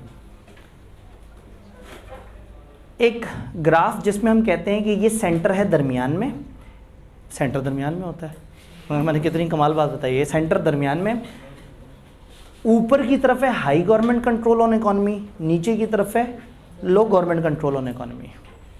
लेफ्ट साइड की तरफ इक्वालिटी है, इक्वालिटी सब बराबर है, और राइट साइड की तरफ इंडिविजुअल फ्रीडम है, हर बंदे की अपनी मर्जी है वो क्या करना चाहता है। उधर आप कह रहे हैं कि सब बराबर है, हम बताएंगे कि क्या करना है उन्होंने, इधर आप कहते हैं नहीं जी हर बंदे की आज़ादी। तो इसका मतलब है आज़ादी राइट साइड पे ज़्यादा है और गवर्नमेंट की तरफ से पाबंदियाँ लेफ़्ट पे ज़्यादा है। फाइनेंशियल या इकोनॉमिक मामलों में गवर्नमेंट की इन्वॉल्वमेंट ऊपर की तरफ ज़्यादा है और नीचे की तरफ कम है। तो अगर यहाँ एक चीज़ होगी तो मैं समझ जाऊँगा कि वो थोड़ी सी फ्रीडम वाली साइड पे और गवर्नमेंट का इकॉनमी। तो दो वेरिएबल हो गए, इंसान की अपनी चाहत है या वो आज़ाद, मतलब अपनी चाहत है या वो गवर्नमेंट का बाउंड है। गवर्नमेंट का बाउंड इस तरफ, यानी वो सबको बराबर काउंट कर रहे हैं, और वहाँ नहीं जी कुछ बड़े हैं कुछ छोटे हैं। जैसे भाई मुशर्रफ ने कहा सब बराबर है, सबको रोटी कपड़ा मकान मिलना चाहिए। अयूब खान ने कहा नहीं, जो ज़्यादा कमा रहा है वो ज़्यादा एंजॉय करे। तो वो उसने उस तरफ की सोच सोची, भुट्टो ने इस तरफ की सोच सोची। तो अलग अलग आइडियोलॉजीज़ होती हैं। तो लेफ़्ट का मतलब है कि आप जो है वो इक्वलिटी की बात कर रहे हैं और आप कह रहे हैं कि सब लोगों को एक जैसे खुराक मिलनी चाहिए, सब लोगों की एक जैसी इनकम होनी चाहिए, सब लोगों को मकान मिलना चाहिए, सब लोगों को रोटी कपड़ा मिलना चाहिए। और उधर आप कह रहे हैं नहीं भाई, इंडिविजुअल फ्रीडम है, जो ज़्यादा कमा रहा है वो जैसे मर्जी जिए। तो उधर इंसानों में आज़ादी ज़्यादा है, इधर इंसानों पे आज़ादी कम है, गवर्नमेंट की इंटरफेरेंस ज़्यादा है। ऊपर इकोनॉमिक एक्टिविटी गवर्नमेंट के ज़्यादा कंट्रोल में और नीचे इकोनॉमिक एक्टिविटी, तो जो यहाँ होगा उसमें गवर्नमेंट का इकोनॉमिक एक्टिविटी पे कंट्रोल कम होगा लेकिन इंसानों पे ज़्यादा होगा। जो इधर होगा उसमें गवर्नमेंट का इकोनॉमिक एक्टिविटी पे भी कंट्रोल होगा, इंसानों पे भी कंट्रोल होगा।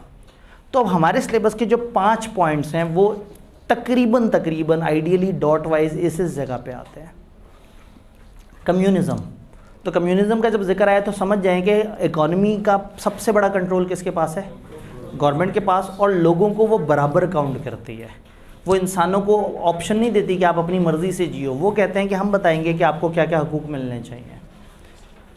थोड़ा सा नीचे आएंगे तो आहिस्ता आहिस्ता गवर्नमेंट का कंट्रोल कम और आहिस्ता आहिस्ता इक्वालिटी से आप थोड़ा सा अच्छाई की तरफ जाएंगे, थोड़ा सा डेमोक्रेसी नज़र आएगी।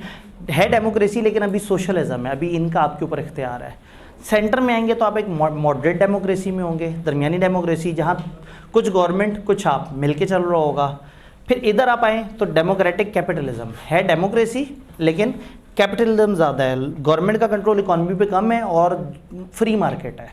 मार्केट इज़ प्लेइंग, गवर्नमेंट जो है वो बेचारी साइड पे बैठ के तमाशा देख रही है, जैसे पाकिस्तान में गवर्नमेंट तकरीबन साइड पे बैठ के तमाशा देख रही है कि हो क्या रहा है मुल्क में। फैसिस्ट कैपिटलिज्म, जिसमें फ्रीडम तो लोगों को बहुत मिल गई लेकिन गवर्नमेंट दोबारा से थोड़ा सा सख्ती पे आ गई। उन्होंने कहा भाई तुम लोग जो मर्ज़ी करना है करो, लेकिन पैसे शैसे के सारे मामलात, गवर्नमेंट के मामलात, फाइनेंशियल मामलात, बजट के मामलात हमें नहीं, हम चलाएंगे। तो ये 5 स्कूल ऑफ थॉट हैं। जस्ट बीइंग अ टीचर मैं समझाने की कोशिश करूँ, आप मत परेशान हो ना, ये डायग्राम सिलेबस में है। सिर्फ मैं बता रहा हूँ कि जब आप वो अलग अलग पढ़ते जाते हैं तो समझ नहीं आ रहा होता कि वो किस कॉन्टेक्स्ट में बात चल रही है। क्रैम ही करना पड़ता है को, क्योंकि उनकी कोई लॉजिकल सेंस समझ नहीं आ रही होती। अब तेज़ी से इन सबको पढ़ लेते हैं। फॉर एग्जाम्पल कम्युनिज्म एक्सट्रीम है, वो क्या कहते हैं, तमाम means of production must be in hand of state. कोई प्राइवेट प्रॉपर्टी नहीं होनी चाहिए, किसी बंदे को ज़मीन खरीदने की इजाज़त नहीं, लीज पे लेना चाहे तो ले ले। स्टेट अर्निंग जो है on the basis of need of people, state define करे कि लोगों की क्या नीड है और स्टेट अपनी अर्निंग्स को खुद लोगों में डिवाइड करे। हमें इसलिए नहीं समझ आता कि हमारे मुल्क में गवर्नमेंट बेचारी बड़ी कमज़ोर है, वरना दुनिया में क्या होता है कि गवर्नमेंट ट्रेन्स अपनी चला रही होती है, बसें अपनी चला रही होती है, बिजनेस आधे से ज़्यादा अपने चला रहे होते हैं, कंपनी अपनी चला रही होती है, सारा पैसा खुद ही फ्लो करते हैं, खुद ही कमाते हैं और खुद ही उसके ऊपर से लोगों को जो है सहूलियात देते हैं। जी जी, तो फिर ये वही दरमियान में पहुंच जाएगा। कहने का मतलब ये है कि स्पेक्ट्रम के ऊपर जो है वो अलग अलग जगह प्लेस हो सकता है। ये सिर्फ 5 नाम नहीं है, आप सर्च करें, दुनिया में बहुत सारी अप्रोचेज़ हैं। कोई यहाँ पे प्लेस हो रही है, कोई यहाँ प्लेस हो रही है, कोई यहाँ प्लेस हो रही है, कुछ दो को जोड़ के बनती है। हमारी किताब ने जो हमें 5 बताए हैं उसको हमने अपनी तरफ से आइडियली प्लेस किया है कि यहाँ यहाँ ये अच्छे फिट बैठते हैं।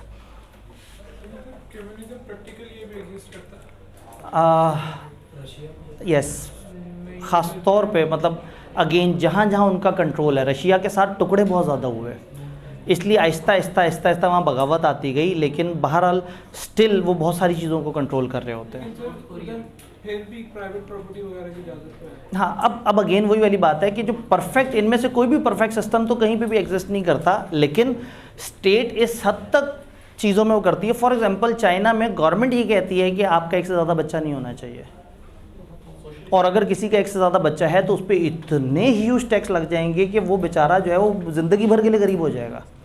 नॉर्थ कोरिया हो गया, नॉर्थ कोरिया। अब वही बात है कि बहुत सारी एग्जांपल्स हैं। इस वक्त थोड़ा सा वक्त कम और मुकाबला थोड़ा सा सख्त है, तो मैं भाईजान मैं यकीन करें यहाँ नीचे साथ साथ मैं एग्जांपल दे रहा हूँ। सोवियत यूनियन तो रहा ही नहीं ना। तो असल में हम भी तो एक जैसे आइडियोलॉजी की, भुट्टो कौन सा रह गया है, अयूब खान कौन सा है, मैं उसकी भी तो एग्जांपल दे ही रहा हूँ। हम आइडियोलॉजी समझने के लिए बात कर रहे हैं, ठीक है। आगे एक और टेबल होगा, उसके अंदर कुछ इंसानों का और नाम भी लिखा होगा, आप उनको भी सर्च कर सकते हैं। जल्दी से बात करते हैं। अब सवाल जवाब का मार्जिन नहीं है, रट्टे वाला टॉपिक था, मैंने खामखा आपको लॉजिक देने की कोशिश की है, लेकिन शायद अगर आपके जहन में बैठ जाए, नहीं भी बैठे रटा तो आप मार लेते ही हैं।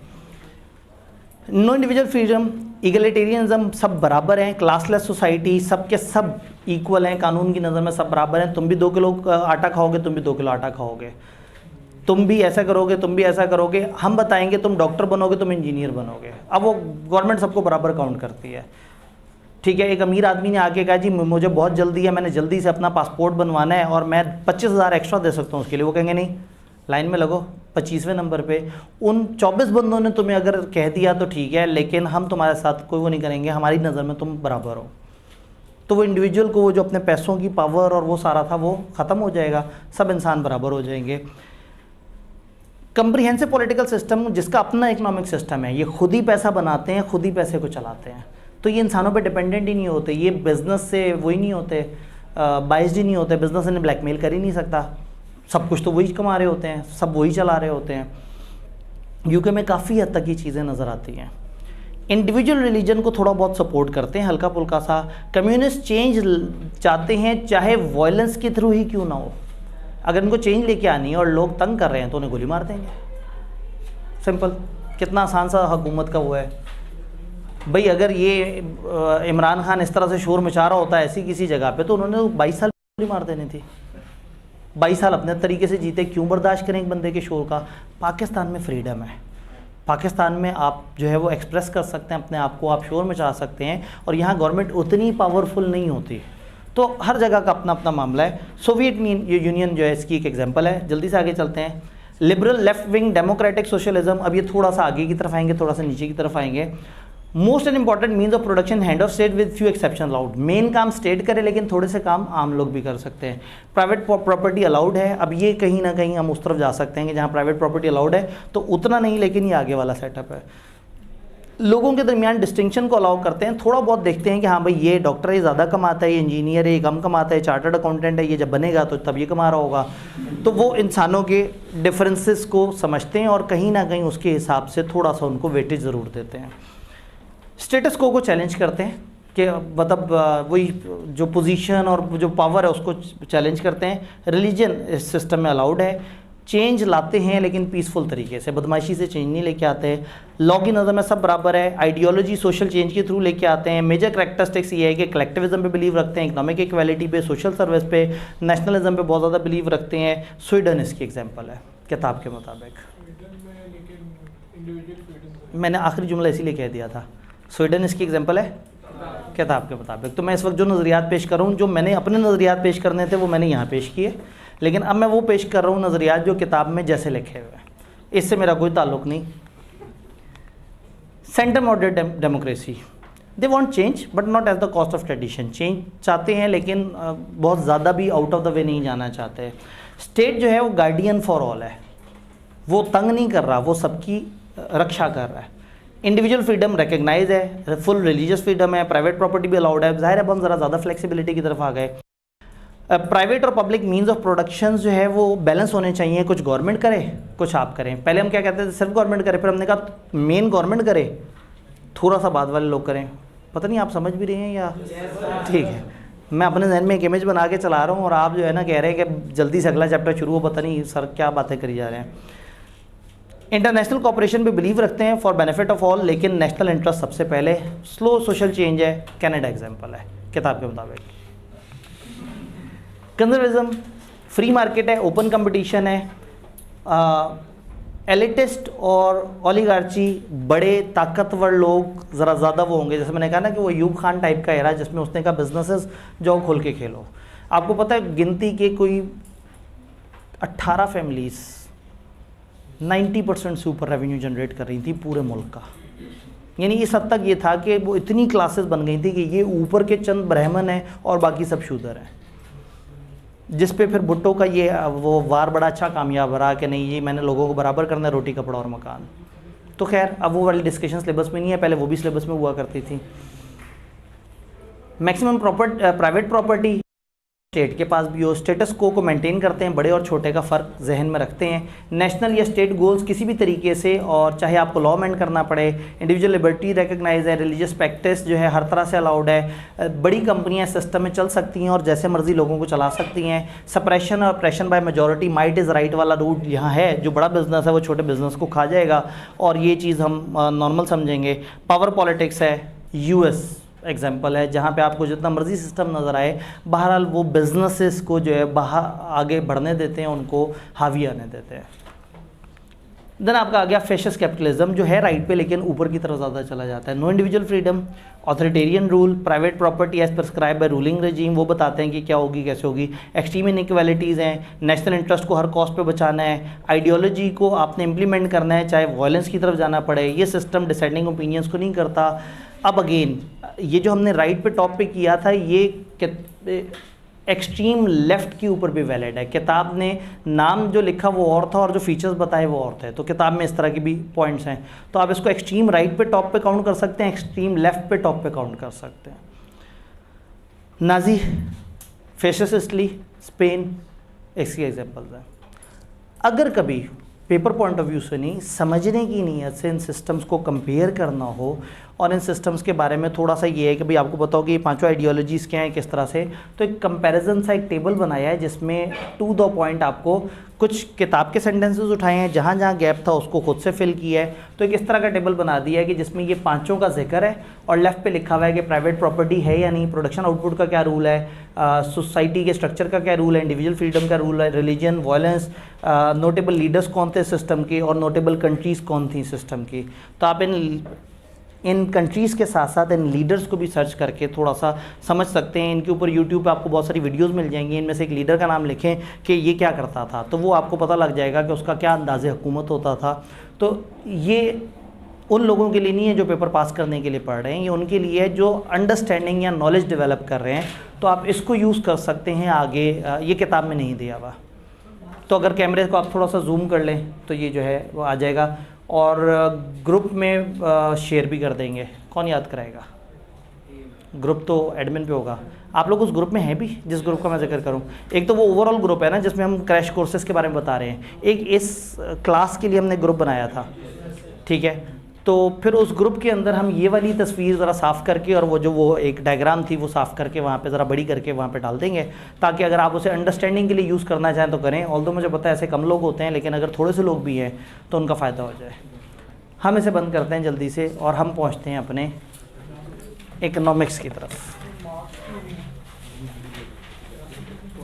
जी, मार्क्स नहीं है। मार्क्स, हाँ किया तो जा सकता है। चले, किसी और टाइम पे हमारी मुलाकात होती तो हम इसको ज़रूर अमेंड करते, लेकिन इस वक्त थोड़ा सा वक्त कम है।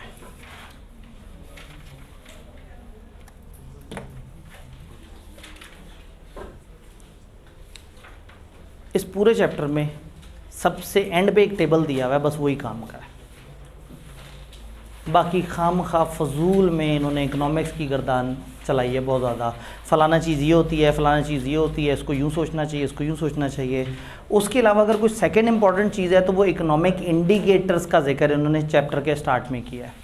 तो इस चैप्टर में ये दो काम की बातें हैं, बाकी बस ये एक एक यूनिट को पकड़ के उन बच्चों को जिनको इकोनॉमिक्स भी पता है, उन बच्चों को जो कि मैच्योर है, उनको पता नहीं क्या क्या सिखाई जा रहे हैं। हाँ, अगर खुदा ना खास्ता आपने PRC में इकोनॉमिक्स नहीं पढ़ी और आपने AFC पास किया, AFC में इकोनॉमिक्स थी नहीं और आप आगे पहुँचे तो इकोनॉमिक्स एग्जाम्प्ट हो गई, तो ऐसे कुछ लोग अभी भी मौजूद हैं जिन्होंने इकोनॉमिक्स किसी भी जगह नहीं पढ़ी, ना AFC में, ना PRC में, ना CAF में। तो ज़रा ज़्यादा ध्यान से सुन लें, बाकी लोग जो है उसको थोड़ा सा, मतलब दिस इज़ द चैप्टर जिसको आप बहुत तेज़ी से बस सर से उतार सकते हैं। इकोनॉमी और बिजनेस पर्सपेक्टिव। इकोनॉमिक एनवायरनमेंट को हम दो तरह से कंसिडर करते हैं, माइक्रो और मैक्रो। माइक्रो का मतलब ये है, अब हम दोबारा जूम आउट कर लेते हैं, ठीक है। मैक्रो और माइक्रो। माइक्रो का मतलब है अकेले बिजनेस की बात कर रहे हैं। फॉर एग्जांपल हम अपने कॉलेज की बात करें, हमारी इतनी डिमांड है, इतनी सप्लाई है, इतने बच्चे हैं, इतनी कुर्सियाँ, इतना खर्चा, इतना बिल, इतना सारा कुछ, ये बात हो रही है माइक्रो लेवल की। और मैक्रो लेवल की बात करूं तो मैं कहूँ मुल्क के इतने खर्चे, मुल्क की डिमांड इस तरह से, मुल्क में इतनी प्रोडक्शन या सूबे में इतनी प्रोडक्शन। तो जब हम बड़े स्केल पे बात करें तो दैट इज़ मैक्रो इकोनॉमिक्स, और जब हम छोटे एक इंडिविजुअल बिजनेस स्केल पे बात करें तो माइक्रो इकोनॉमिक्स कहलाती है। तो डिमांड, सप्लाई और इस तरह की जो बातें और ये बहुत सारी डिस्कशन जो आप इकोनॉमिक्स में पढ़ते हैं सर माइक्रो लेवल पे है। मैक्रो लेवल के मसले हैं, पाकिस्तान में अनएम्प्लॉयमेंट कितनी है जी, इंटरेस्ट रेट क्या चल रहा है, जीडीपी कहाँ पे स्टैंड कर रहा है, डॉलर वगैरह के एक्सचेंज रेट्स के साथ क्या हुआ है, पाकिस्तान के balance of payment, balance of trade के साथ क्या मामला आते हैं। तो ये फिर इस तरह की चीज़ें आ जाएंगी मैक्रो लेवल पे। तो ये चैप्टर मैक्रो इकोनॉमिक्स पे है, यानी आपने हर बिजनेस ने अपनी मैक्रो इकोनॉमिक्स को देखना है, ये देखने के लिए कि वो कहाँ पे खड़ा है। इकोनॉमिक इंडिकेटर्स बेसिकली बताते हैं कि इकोनॉमी के साथ क्या हो रहा है। तो 3 इसकी कैटेगरीज हैं, एक को हम कहते हैं लीडिंग इकोनॉमिक इंडिकेटर, एक को हम कहते हैं कोइंसिडेंट इकोनॉमिक इंडिकेटर, एक को हम कहते हैं लैगिंग इकोनॉमिक इंडिकेटर। ये मौजूदा है, ये फ्यूचर है, ये पास्ट है। लीडिंग इकोनॉमिक इंडिकेटर बताते हैं कि आप कहाँ जाने वाले हैं, आपके साथ क्या होने वाला है। कोइंसिडेंट बताते हैं आप इस वक्त कहाँ खड़े हैं, आपके साथ क्या हुआ है। और लैगिंग बताते हैं आपके साथ क्या हो के गुजरा है जिसके बाद आप यहाँ तक पहुँचे हैं।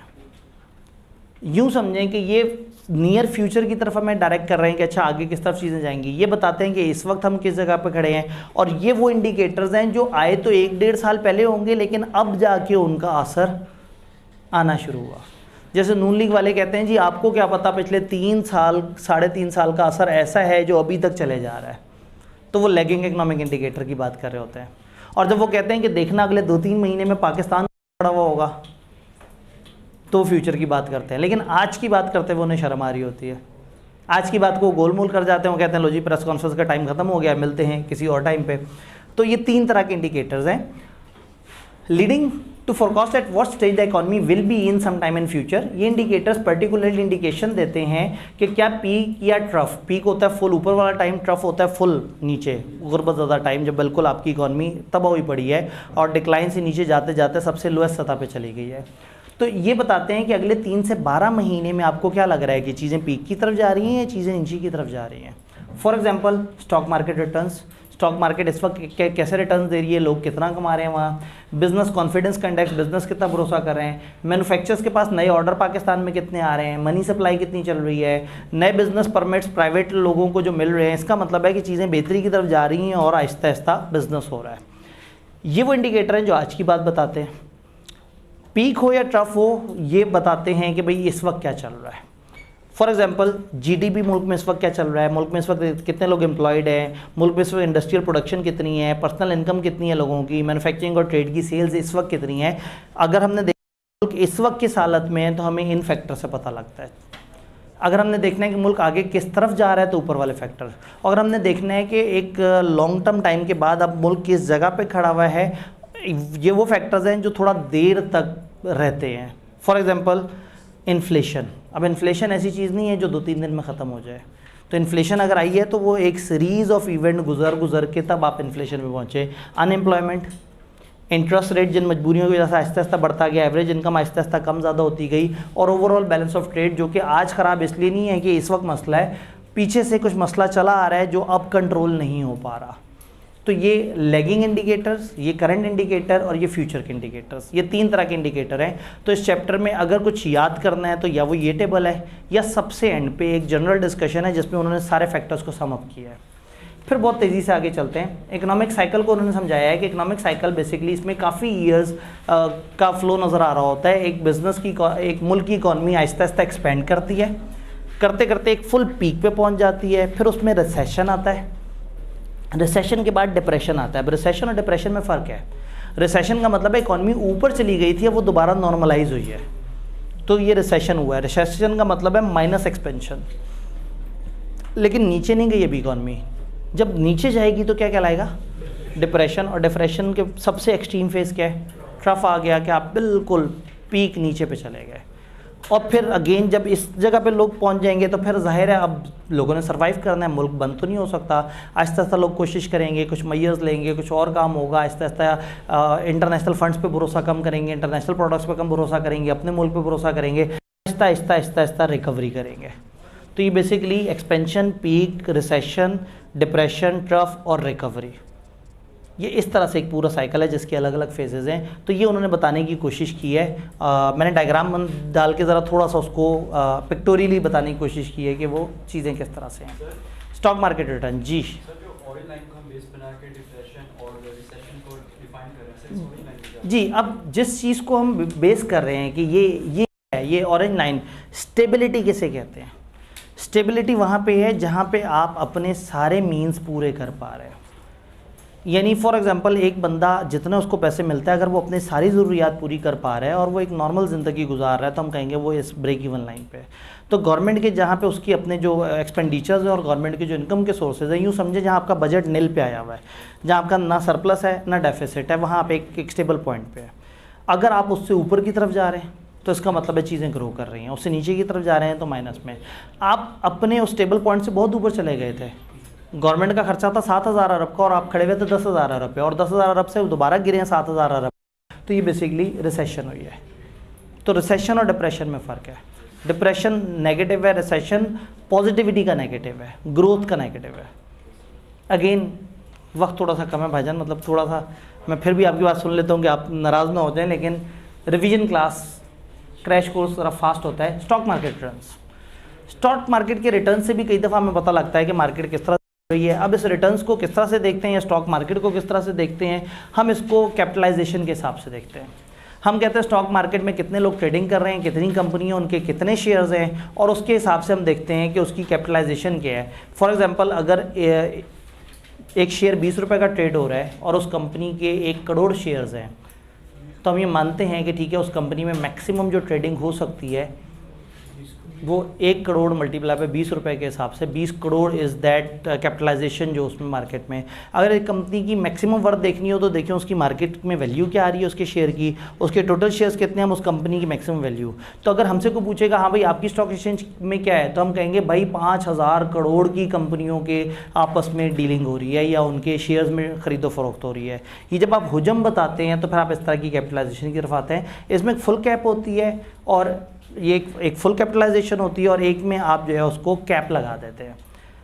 फुल कैपिटलाइजेशन के अंदर, मार्केट कैपिटलाइजेशन के अंदर क्या होता है, सारे शेयर्स पकड़ते हैं और उसको वैल्यू से मल्टीप्लाई करके पूरी मार्केट की मैक्सिमम वर्थ बता देते हैं। देन समटाइम आप उसको कैप लगा के, समटाइम आप उसको फुल नहीं, आप उसको फ्री फ्लोट के हिसाब से लेके चलते हैं। फुल कैप का मतलब है आपने ऊपर तक कोई रुकावट नहीं लगाई। फ्री फ्लोट का मतलब है कि आप कट लगा दें कि जितना फ्री है बस मैं उसको काउंट करूँगा। एक कंपनी के 1 करोड़ शेयर्स हैं जिनमें से 25 लाख शेयर्स एक डायरेक्टर के हैं जो उसके लिए लाजमी है 5 साल तक रखना, फॉर एग्जांपल किसी लॉ की वजह से, तो वो 25 लाख शेयर्स तो ट्रेड ही नहीं हो सकते। फिर पता लगा कि 10 लाख शेयर्स तो आपने उठा के सिक्योरिटी के तौर पे एक बैंक के पास रखवाए हुए हैं और 10 साल का लोन लिया हुआ है, तो ये 10 लाख शेयर भी मार्केट में नहीं आने वाले अगले 10 साल तक। तो टेक्निकली वो 25 लाख निकाल दिया, वो 10 लाख निकाल दिया, तो आपके पास 65 लाख शेयर्स हैं जिनमें गेम हो सकती है। तो अब इस कंपनी की capitalisation based on free float 65 lakh shares into 20 रुपये, और फुल कैप पे 1 करोड़ इंटू 20 रुपये। तो ये फ्री फ्लोट और मार्केट कैपिटलाइजेशन ये 2 तरीके होते हैं इसे देखने के। अब क्या है, किताब सिर्फ आपको इकोनॉमिक इन्फॉर्मेशन बस फेंके जा रही है। हमारे सिलेबस में इकोनॉमिक्स पढ़ना नहीं है, इकोनॉमिक्स का बिजनेस पे क्या इम्पैक्ट है वो पढ़ना है, और वो एंड पे उस टेबल में उन्होंने बताया हुआ है जितना हमें चाहिए था। लेकिन बहरहाल स्टॉक एक्सचेंज के इंडेक्स होते हैं, KSE 100 index, all share index. KSE 100 index बताता है पाकिस्तान की टॉप 100 कंपनीज का डाटा, टॉप 100 कंपनीज का डाटा फुल कैपिटलाइजेशन बेसिस पे, मार्केट कैपिटलाइजेशन बेसिस पे। और all share index KSE 100 index top 100 कंपनियों का, कम कंपनियों का, सारी कंपनियों का नहीं बता रहा, फ्री फ्लोट की बेस पे। और अगर ऑल शेयर इंडेक्स की बात करें तो वो सारी कंपनियों का फुल कैप बेसिस पे बताते हैं। तो अगर आपने देखना है कि पाकिस्तान की मार्केट कैसी चल रही है, तो बजाय इसके कि आप हज़ारों सैकड़ों कंपनियों के इंडेक्स को देखें, आप 100 इंडेक्स देखते हैं। KSE 30 इंडेक्स भी होता है, KSE 100 इंडेक्स भी होता है, PSX 100 इंडेक्स, 30 इंडेक्स, ये अलग अलग तरह से चलते हैं, टॉप 30, टॉप 100। फिर दुनिया में फॉर्चून 500 कंपनीज़ का जिक्र होता है, तो दुनिया उस तरह से चीज़ों को देख रही होती है। तो इसमें 2 तरह के अलग अलग सिस्टम है। ये इसके पढ़ने का बिजनेस से कोई ताल्लुक़ नहीं है, लेकिन किताब ने दिया हुआ है तो बस इसको एक झांकी मार लीजिएगा। स्टॉक एक्सचेंज इंडेक्स का बिजनेस डिसीजन से क्या ताल्लुक है? जब स्टॉक एक्सचेंज का इंडेक्स ऊपर जा रहा है तो इसका मतलब है आपको पता लग गया है पाकिस्तान में लोग भरोसा कर रहे हैं, पाकिस्तान में लोग अपना पैसा निकाल रहे हैं, डरे नहीं बैठे हुए। स्टॉक मार्केट रुकी हुई होती है ना, तो स्टॉक मार्केट एक रिप्रेजेंटेटिव है। भाई देखिए ना, कहीं फर्नीचर की मार्केट है, कहीं कंप्यूटर की मार्केट है, कहीं कोई और मार्केट है। जो सबसे बड़ी मार्केट है जहाँ तकरीबन हर तरह का इन्वेस्टर मौजूद है वो स्टॉक मार्केट है, क्योंकि उसमें सैकड़ों तरह की कंपनी हैं और करोड़ों तरह के, लाखों तरह के इन्वेस्टर्स हैं। तो अगर मुझे देखना है कि पूरे पाकिस्तान लोग भरोसा कर रहे हैं बिजनेस क्लाइमेट पे, यानी तो मैं देखूंगा स्टॉक एक्सचेंज। तभी स्टॉक एक्सचेंज में अचानक से ऊपर या नीचे जाए तो सबके सब शोर शराबा मचा देते हैं, लो जी बिजनेसेस बेहतर हो गए। वो हालांकि फ़ौरन बेहतर थोड़ी होना है बिजनेसेस ने, लेकिन वो इंडेक्स ये साबित करता है कि बिजनेस कितना भरोसा कर रहे हैं। तो वो कंपनियां जो इन्वेस्टमेंट कर रही हैं या वो कंपनियां जो बिज़नेस कर रही हैं वो अच्छे स्टॉक मार्केट के रिटर्न्स को देख के या अच्छे इंडेक्स को देख के ज़्यादा कॉन्फिडेंटली इन्वेस्ट करती हैं। और जिनको लग रहा होता है स्टॉक मार्केट रुकी हुई है, मतलब बिजनेस रुका हुआ है, वो बड़ी इन्वेस्टमेंट्स करते हुए ज़रा डर रहे होते हैं। फिर अगर आपकी कंपनी भी उन कंपनियों में जिसकी वैल्यूएशन हो रही है तो स्टॉक मार्केट के इंडेक्स वगैरह से आपको अपनी वैल्यूएशन, अपने बारे में पता लग जाता है कि आप कहाँ खड़े हुए हैं और आपकी क्या वर्थ है। देन इन्फ्लेशन, एक ना ख़त्म होने वाली गेम। इन्फ्लेशन का मतलब है महंगाई। महंगाई बिज़नेस को बहुत अच्छी लगती है, क्योंकि जब महंगाई हो रही होती है आप बिज़नेस से जाके कहते हैं ये कुर्सी 700 की होती थी 1000 की क्यों दे रहे हो? आप कहते हैं आपको नहीं पता PDM आ गई है। तो आप कहते हैं जब मैं लास्ट टाइम तुम्हारे पास आया था कि 700 की क्यों है, ये तो 400 क्यों नहीं चाहिए थी? तो तुमने कहा था आपको नहीं पता इमरान खान आ गया। बहुत आसान है ना बिज़नेस के लिए कि आप उसके पास जाके को मुझे चीज़ खरीदनी होगी, आपको तो पता है कितनी महंगाई है, और चीज़ महंगी करके आपको दे दे। तो इन्फ्लेशन बिजनेस को उतनी इम्पैक्ट नहीं करती, उसको इन्फ्लेटेड कॉस्ट पे चीज़ें मिलती हैं, वो इन्फ्लेटेड प्राइस पे आके निकाल देता है। कंज्यूमर रुल जाता है, कंज्यूमर को अल्टीमेटली चीज़ खरीदनी होती है। अब कंज्यूमर जब रुल जाता है और उसकी बाइंग पावर कम हो जाती है तो वो जिस जगह नौकरी कर रहा हो तो उनसे कहता है भाई मेरी तनख्वाह बढ़ाएं, मेरा नहीं गुजारा हो रहा। और जब ज़्यादातर मैक्रो की बात हो रही है ना, जब पूरे पाकिस्तान का गुजारा नहीं होगा तो सारे पाकिस्तान वाले कहेंगे हमारी तनख्वाहें बढ़ाओ। सारे पाकिस्तान की जब तनख्वाहें बढ़ेंगी तो जितनी भी कंपनियों ने तनख्वाहें बढ़ाएंगी उनकी कॉस्ट ऑफ प्रोडक्शन बढ़ जाएगी। जब कॉस्ट ऑफ प्रोडक्शन बढ़ जाएगी तो उनका प्रॉफिट कम हो जाएगा। उतना ही प्रॉफिट लेने के लिए उन्हें क्या करना पड़ेगा? चीज़ें और महंगी करनी पड़ेंगी। जब और महंगी होंगी तो वही कंज्यूमर्स ने वो चीज़ें खरीदनी थी, उनको फिर से महंगाई लगेगी, वो फिर से अपने बिजनेस से कहेंगे हमारा गुजारा नहीं हो रहा, उनकी प्राइसेस फिर से बढ़ेंगी और एक ना ख़त्म होने वाला इन्फ्लेशनरी लूप चल पड़ता है कि जिसमें इन्फ्लेशन का क्या है कि इन्फ्लेशन कर दी जाती है, ये बता के कि क्या करें, मजबूर इतने इन्फ्लेशन हो गई है, आपको इन्फ्लेटेड चीज़ दे दी जाती है। तो वो एक इन्फ्लेशन का लूप, और आप इन्फ्लेशन से नाराज़ भी हैं और साथ में आप अपनी कंपनी वाले से कहते हैं मेरी तनख्वाह बढ़ा दो। आप जस्टिफाइड मानते हैं, लेकिन वो जब तनख्वाह बढ़ाता है तो उसका नॉक ऑन इफेक्ट अल्टीमेटली घूम फिर के आप ही को पड़ता है। तो मैक्रो इकोनॉमिक्स में इन्फ्लेशन एक दफ़ा चल पड़े तो ये इतने आराम से काबू नहीं होती। बहरहाल इसको काबू करने की कुछ इकोनॉमिक टेक्निक्स होती हैं, इसके ऊपर कुछ वर्किंग होती है। काश हम इकोनॉमिक्स पढ़ रहे होते तो हम उस पर ज़रूर बात करते, या टाइम ज़्यादा होता तो बात करते, अभी दामन वक्त में जगह नहीं है। नेशनल इकॉनमी पे इन्फ्लेशन का क्या इम्पैक्ट आएगा? इन्फ्लेशन से क्या होगा, चीज़ें आर्टिफिशियल हो जाएंगी। फॉर एग्जांपल आपकी कंपनी ये कहेगी पिछली दफ़ा हम लोगों ने 50 लाख जो है रेवेन्यू जनरेट किया, इस दफ़ा 55 लाख रेवेन्यू जनरेट किया। कंपनी वाले पागल हुए होंगे खुशी से, 50 लाख से 55 लाख। लेकिन पता ये लगा कि पिछली दफ़ा आपने 10,000 यूनिट बेचे थे और इस दफ़ा 8,000 यूनिट बेचे हैं, चूँकि पर यूनिट कीमत बढ़ गई है तो आपको लग रहा है कि आपकी कंपनी ने ग्रो किया, हालांकि आपकी कंपनी तो 20% डिक्लाइन पे गई है। तो इन्फ्लेशन की वजह से क्या होता है कि आपके लिए स्टैट्स को समझना थोड़ा सा मुश्किल हो जाता है। कि फॉर एग्जांपल बड़ा आसान सी बात है कि नून लीग वाले अपने ज़माने में 100 रुपये के रेट के हिसाब से बताते थे पाकिस्तान पे इतने 1000 अरब का कर्जा है, और PTI के दौर में ये इतने 100,000 अरब हो गया, क्योंकि उस ज़माने में उतने ही कर्ज़े को उन्होंने मल्टीप्लाई करना है 200 के रेट के आसपास से। ठीक है, अब वही PTI वाले इनको बता रहे हैं कि आपके ज़माने में कर्ज़ा इतना बढ़ गया। कर्ज़ा वहीं खड़ा हुआ है, वो तो एक एक किस्त पे रुला के रख देंगे। लेकिन इन्फ्लेशन की वजह से ना आपकी कैलकुलेशन आउट हो जाती है, आपको अपनी परफॉर्मेंस नहीं समझ आती, मुल्क की परफॉर्मेंस नहीं समझ आती। मुल्क कह देता है जी पिछले साल हमारी जो है वो 700 बिलियन की एक्सपोर्ट थी, इस दफ़ा 800 बिलियन की एक्सपोर्ट है। तो फिर इसका हल ये होता है कि फिर आप उसको किसी करेंसी में मेजर करते हैं। जैसे हम कहते हैं हमारे रिजर्व्स इतने बिलियन डॉलर के रह गए, हालांकि हमारे रिजर्व हैं रुपए में, बताओ, इसलिए बताते हैं ताकि उसको कंपेयर किया जा सके। तो फिर ये इन्फ्लेशन का ये एक प्रॉब्लम होता है कि इसमें आप रियल और इमेजिनरी इन दोनों को साथ लेके चलते हैं कि असल में क्वांटिटीज़ कम हुई हैं, रेट बढ़े हैं, जिसकी वजह से आपको लग रहा है कि ग्रोथ आई है। देन इन्फ्लेशन की इम्प्लीकेशन क्या है? ज़ाहिर है इसकी इम्प्लीकेशन ये है कि जब अल्टीमेटली इन्फ्लेशन होगी, अल्टीमेटली महंगाई आएगी तो लोगों की बाइंग पावर कम होगी और उनके लिए ख़रीदना थोड़ा सा मुश्किल हो जाएगा। बिजनेसेस अगर अपना उतना ही प्रॉफिट कमाने की ख्वाहिश करता रहेगा तो शायद सर्वाइव ना कर सके। तो फिर क्या होगा, बिजनेसेस को इन्फ्लेशन को नॉक ऑफ करने के लिए कहीं ना कहीं कुछ हल्के प्रोडक्ट्स निकालने पड़ेंगे, कुछ मतलब वो कोकोमो के पैकेट में से कोकोमो निकाल देना पड़ेगा कि प्राइस उतनी ही रहे लेकिन जो है वो उसको कम कर दें। वो हाफ़ रोल जो है वो 40 रुपए का करके और उसमें से गिनती के 6 बिस्किट निकल रहे होंगे। तो फिर इस किस्म की स्ट्रेटजीज़ जो है वो उसमें करके प्री रिज़ल्ट पढ़ने आएंगे, पोस्ट रिज़ल्ट के पेज पे टीचर पढ़ा के और क्लास बंद करके कहेगा लो जी ख़त्म कहानी। कहीं ऐसा तो नहीं हुआ कुछ? नहीं। 30-35 नंबर के लिए अब कब तक पढ़ना है, खुदा का खौफ करें। आप 30-35 नंबर के लिए कह रहे थे कि 6 महीने पढ़ना था, वो खुदा का खौफ करें, अल्लाह को जान देनी है जी। तो कहने का मतलब ये है कि फिर आपको इस किस्म के डिसीजंस वगैरह लेने पड़ रहे होते हैं। Then interest rate, obviously interest rate business को इम्पैक्ट करते हैं। इंटरेस्ट रेट का मतलब ये है कि जो गवर्नमेंट, इंटरेस्ट रेट का मतलब है कि कौन किसको इंटरेस्ट चार्ज कर रहा है, लेकिन मैक्रो लेवल पे इसका क्या मतलब है? गवर्नमेंट ने एक ऑफिशियल इंटरेस्ट रेट क्या रखा हुआ है? तो नॉर्मली पाकिस्तान में KIBOR, Karachi inter bank offer rate को हम ऑफिशियल इंटरेस्ट रेट मानते हैं, जो इस वक्त करंटली 21-22% के आसपास है। यहाँ से आगे इंटरेस्ट शुरू होता है, यानी आप एक बैंक से जाके कहते हैं मुझे गाड़ी लेनी है लीज पे, वो कहता है काइबर प्लस 3%, हम तो सिर्फ 3% इंटरेस्ट चार्ज कर रहे हैं। अब बात उनकी भी सही है, उनको जो फंड्स मिल रहे हैं वो कहीं से भी मिल रहे हैं, उनको उस रेट पे मिल रहे हैं जो गवर्नमेंट का ऑफिशियल रेट है। एक बैंक से अगर पैसे लेगा तो उनका ब्रेक इवन उस इंटरेस्ट रेट पे है। उससे ऊपर अगर उसने स्प्रेड करना है, अगर अपना कमाना है तो वो ऊपर अपना मार्जिन रखेगा 3%, 2% या इस तरह से। तो बैंक गलत नहीं है, वो कहते हैं हमने तो बहुत कम मार्जिन रखा हुआ है, लेकिन पीछे से इंटरेस्ट रेट काफ़ी बढ़ा हुआ है। इंटरेस्ट रेट गवर्नमेंट किसी खास वजह से बढ़ाती है, किसी खास वजह से कम कर देती है। इंटरेस्ट रेट बढ़ाया तब जाता है जब आप चाहते हैं कि लोग जो है वो बोरोविंग्स कम करते हैं। अचानक से लोगों ने धड़ाधड़ गाड़ियाँ खरीदनी शुरू कर दी, खरीदनी क्या लीज पे लेनी शुरू कर दी। इंटरेस्ट रेट 6-7% पे हुआ करता था और जनाब मुल्क में पैसा था नहीं था, लोग आर्टिफिशियल लाइफस्टाइल जीना शुरू हो गए, जिसकी वजह से बहैसियत कौम सारे के सारे तकलीफ में आ गए। गवर्नमेंट को लगा कि हमें इंटरेस्ट रेट बढ़ाना चाहिए और कहीं ना कहीं इसमें जो ट्रू इन्वेस्टर है वो आए रादर देन के कंज्यूमर चीज़ें इंटरेस्ट पे लेना शुरू कर दें।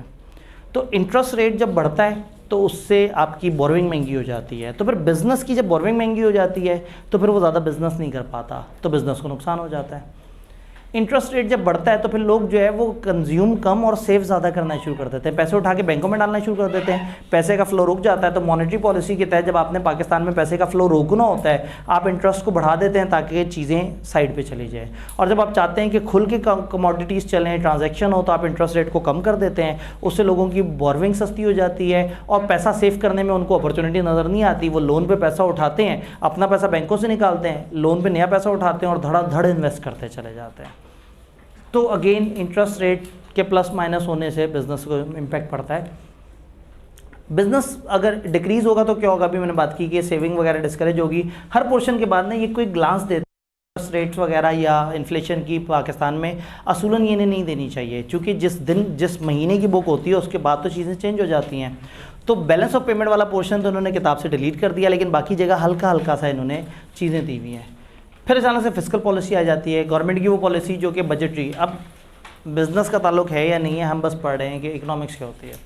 तो फिस्कल पॉलिसी बजट की पॉलिसी होती है, पाकिस्तान कमाएगा कहाँ से, खर्चेगा कहाँ। ये जो आपका बजट से रिलेटेड, इनकम और एक्सपेंडिचर से रिलेटेड जितनी भी पॉलिसीज़ होती हैं वो फिस्कल पॉलिसी होती हैं। अनएम्प्लॉयमेंट बिज़नेस के लिए अच्छी भी और बुरी भी है। अच्छी सेंस में कि अनएम्प्लॉयमेंट बढ़ेगी तो क्या होगा कि लोग ज़्यादा बेरोज़गार होंगे, कम पैसे में अच्छे लोग आपको मिल जाएंगे। लेकिन नुकसान ये है कि जब ज़्यादा अनएम्प्लॉयमेंट होगी तो वही लोग हैं जिन्होंने ख़र्चा करके आपकी प्रोडक्ट्स ख़रीदनी है। तो जब आपकी प्रोडक्ट ख़रीदने की लोगों की बाइंग पावर नहीं रहेगी तो वो चीज़ें उस तरह से नहीं खरीद सकेंगे। एंड अनएम्प्लॉयमेंट का वाइस वर्सा भी है कि अनएम्प्लॉयमेंट अगर कम होगी तो क्या होगा कि आपकी प्रोडक्ट ख़रीदने वाले ज़्यादा लोग होंगे, आपका बिज़नेस अच्छा चलेगा, लेकिन आपकी कॉस्ट ऑफ प्रोडक्शन बढ़ जाएगी, क्योंकि अगर अनएम्प्लॉयमेंट कम है तो आपको अच्छे रिसोर्स बहुत महंगे पे मिलेंगे, क्योंकि अनएम्प्लॉयमेंट इतनी कम है कि लोग हाथों हाथ उनको ले रहे हैं। तो अनएम्प्लॉयमेंट के अपने कुछ प्लस माइनस हैं। बैलेंस ऑफ पेमेंट, पूरे पाकिस्तान ने किसी और मुल्क के कितने पैसे देने हैं और किसी दूसरे मुल्क ने पूरे पाकिस्तान के कितने पैसे देने हैं। तो पाकिस्तान ने इंपोर्ट की मद में, एक्सपोर्ट की मद में दुनिया से क्या पैसे लेने हैं, क्या पैसे देने हैं, लोन्स की मद में क्या पैसे लेने हैं, इंटरेस्ट की मद में क्या पैसे लेने हैं, सर्विसेज की मद में क्या पैसे लेने हैं। तो एट एनी गिवन टाइम हर मुल्क चाहता है कि उसका बैलेंस ऑफ पेमेंट बेहतर हो। अगर आपका balance of payment for example -5 billion dollar है, इसका मतलब है फॉर एग्जांपल आपने 100 बिलियन दूसरे मुल्कों से लेने हैं और आपने 105 बिलियन दूसरे मुल्कों को देने हैं। और अगर आपके पास ख़जाने में पड़े हुए ही 4 बिलियन है और आपका balance of payment 5 billion negative हो, तो फिर क्या होगा कि फिर आपको बगैर IMF की फंडिंग के और बगैर एक्सटर्नल सोर्स ऑफ फाइनेंस के आप सर्वाइव नहीं कर सकेंगे। तो इसका जिक्र इन्होंने इसके ऊपर किया है। यहाँ बैलेंस ऑफ पेमेंट से रिलेटेड एक पोर्शन होता था क्विक ग्लांस वाला, ये ख़त्म हो गया। अब आप अपनी अपनी किताबों में इसको क्रॉस कर देंगे, उन्होंने इस दफ़ा एग्जैक्टली ख़त्म कर दिया। तो इस चैप्टर में ये एक मशहूर कुछ चेंज है कि उन्होंने ये बड़ा वाला पोर्शन ख़त्म कर दिया। आखिरी 1-2 मिनट है, आवाम भी तंग हो रही है। मैंने कहा कोई मुझे देख रहा हो तो मैं उसे इशारा कर दूँ, मुझे नहीं देख रहे, वो आपस में बातें करते करते तंग हो रहे हैं। ठीक है, मैं कहनी तो मैं उन्हें इशारा कर दूँ 2-3 मिनट का। जीडीपी किसे कहते हैं? Gross domestic product. पूरा पाकिस्तान कितना कमा रहा है, या पूरा पाकिस्तान कितना खर्च कर रहा है, या पूरा पाकिस्तान क्या चीज़ें बना रहा है। आउटपुट अप्रोच होती है कि आप कहते हैं कि टोटल प्रोडक्शन कितनी हो रही है। इनकम अप्रोच होती है, आप कहते हैं पूरा पाकिस्तान बशमूल गवर्नमेंट कितना कमा रही है। एक्सपेंडिचर अप्रोच, पूरा पाकिस्तान बशमूल गवर्नमेंट खर्च कितना कर रही है।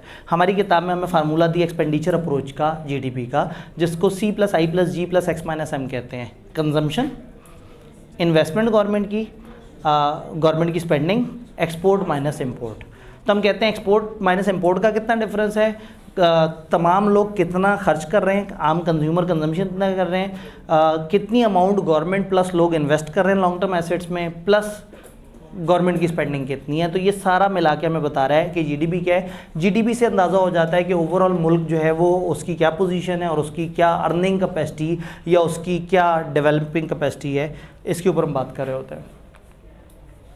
जीडीपी में फिर वही मसला आता है, नॉमिनल जीडीपी और रियल जीडीपी के। आपको लगता है कि इस दफ़ा का जीडीपी पहले से बेहतर है, लेकिन पता ही लगता है कि महंगाई इतनी हो गई है कि रुपयों में इस दफ़ा का जीडीपी बेहतर है, लेकिन क्वांटिटीज़ में पिछली दफ़ा वाला जीडीपी ज़्यादा बेहतर था। फिर उसके बाद इन्होंने वो पाकिस्तान में इस ईयर में ऐसा हुआ ये डिस्कशन शुरू कर दी। ये डिस्कशन सिर्फ उसी ईयर में उन क्वार्टर्स में वैलिड होती है। आज 2023-24 में बैठ के ये चीज़ इतनी रेलिवेंट नहीं है जी। जो रियल जीडीपी ऐसे क्या हुआ है, हाँ तो एक मिनट देखें, हम कह रहे हैं कि नॉमिनल जो जीडीपी है वो करंट प्राइसेस पे है, ठीक है। इसमें से इन्फ्लेशन एडजस्ट करें, माइनस करें, कहाँ पहुंच जाएंगे? रियल जीडीपी पे। हम कह रहे हैं कि रियल जीडीपी इन्फ्लेशन हमने एडजस्ट कर दी उसको। हम कहते हैं ना इसमें से डेप्रिसिएशन एडजस्ट कर दो, तो उसका क्या मतलब होता है? तो ऐसे तो ना करें, दामने वक्त में वैसी वो गुंजाइश कम है, बाहर बच्चे मारने वाले हो रहे हैं।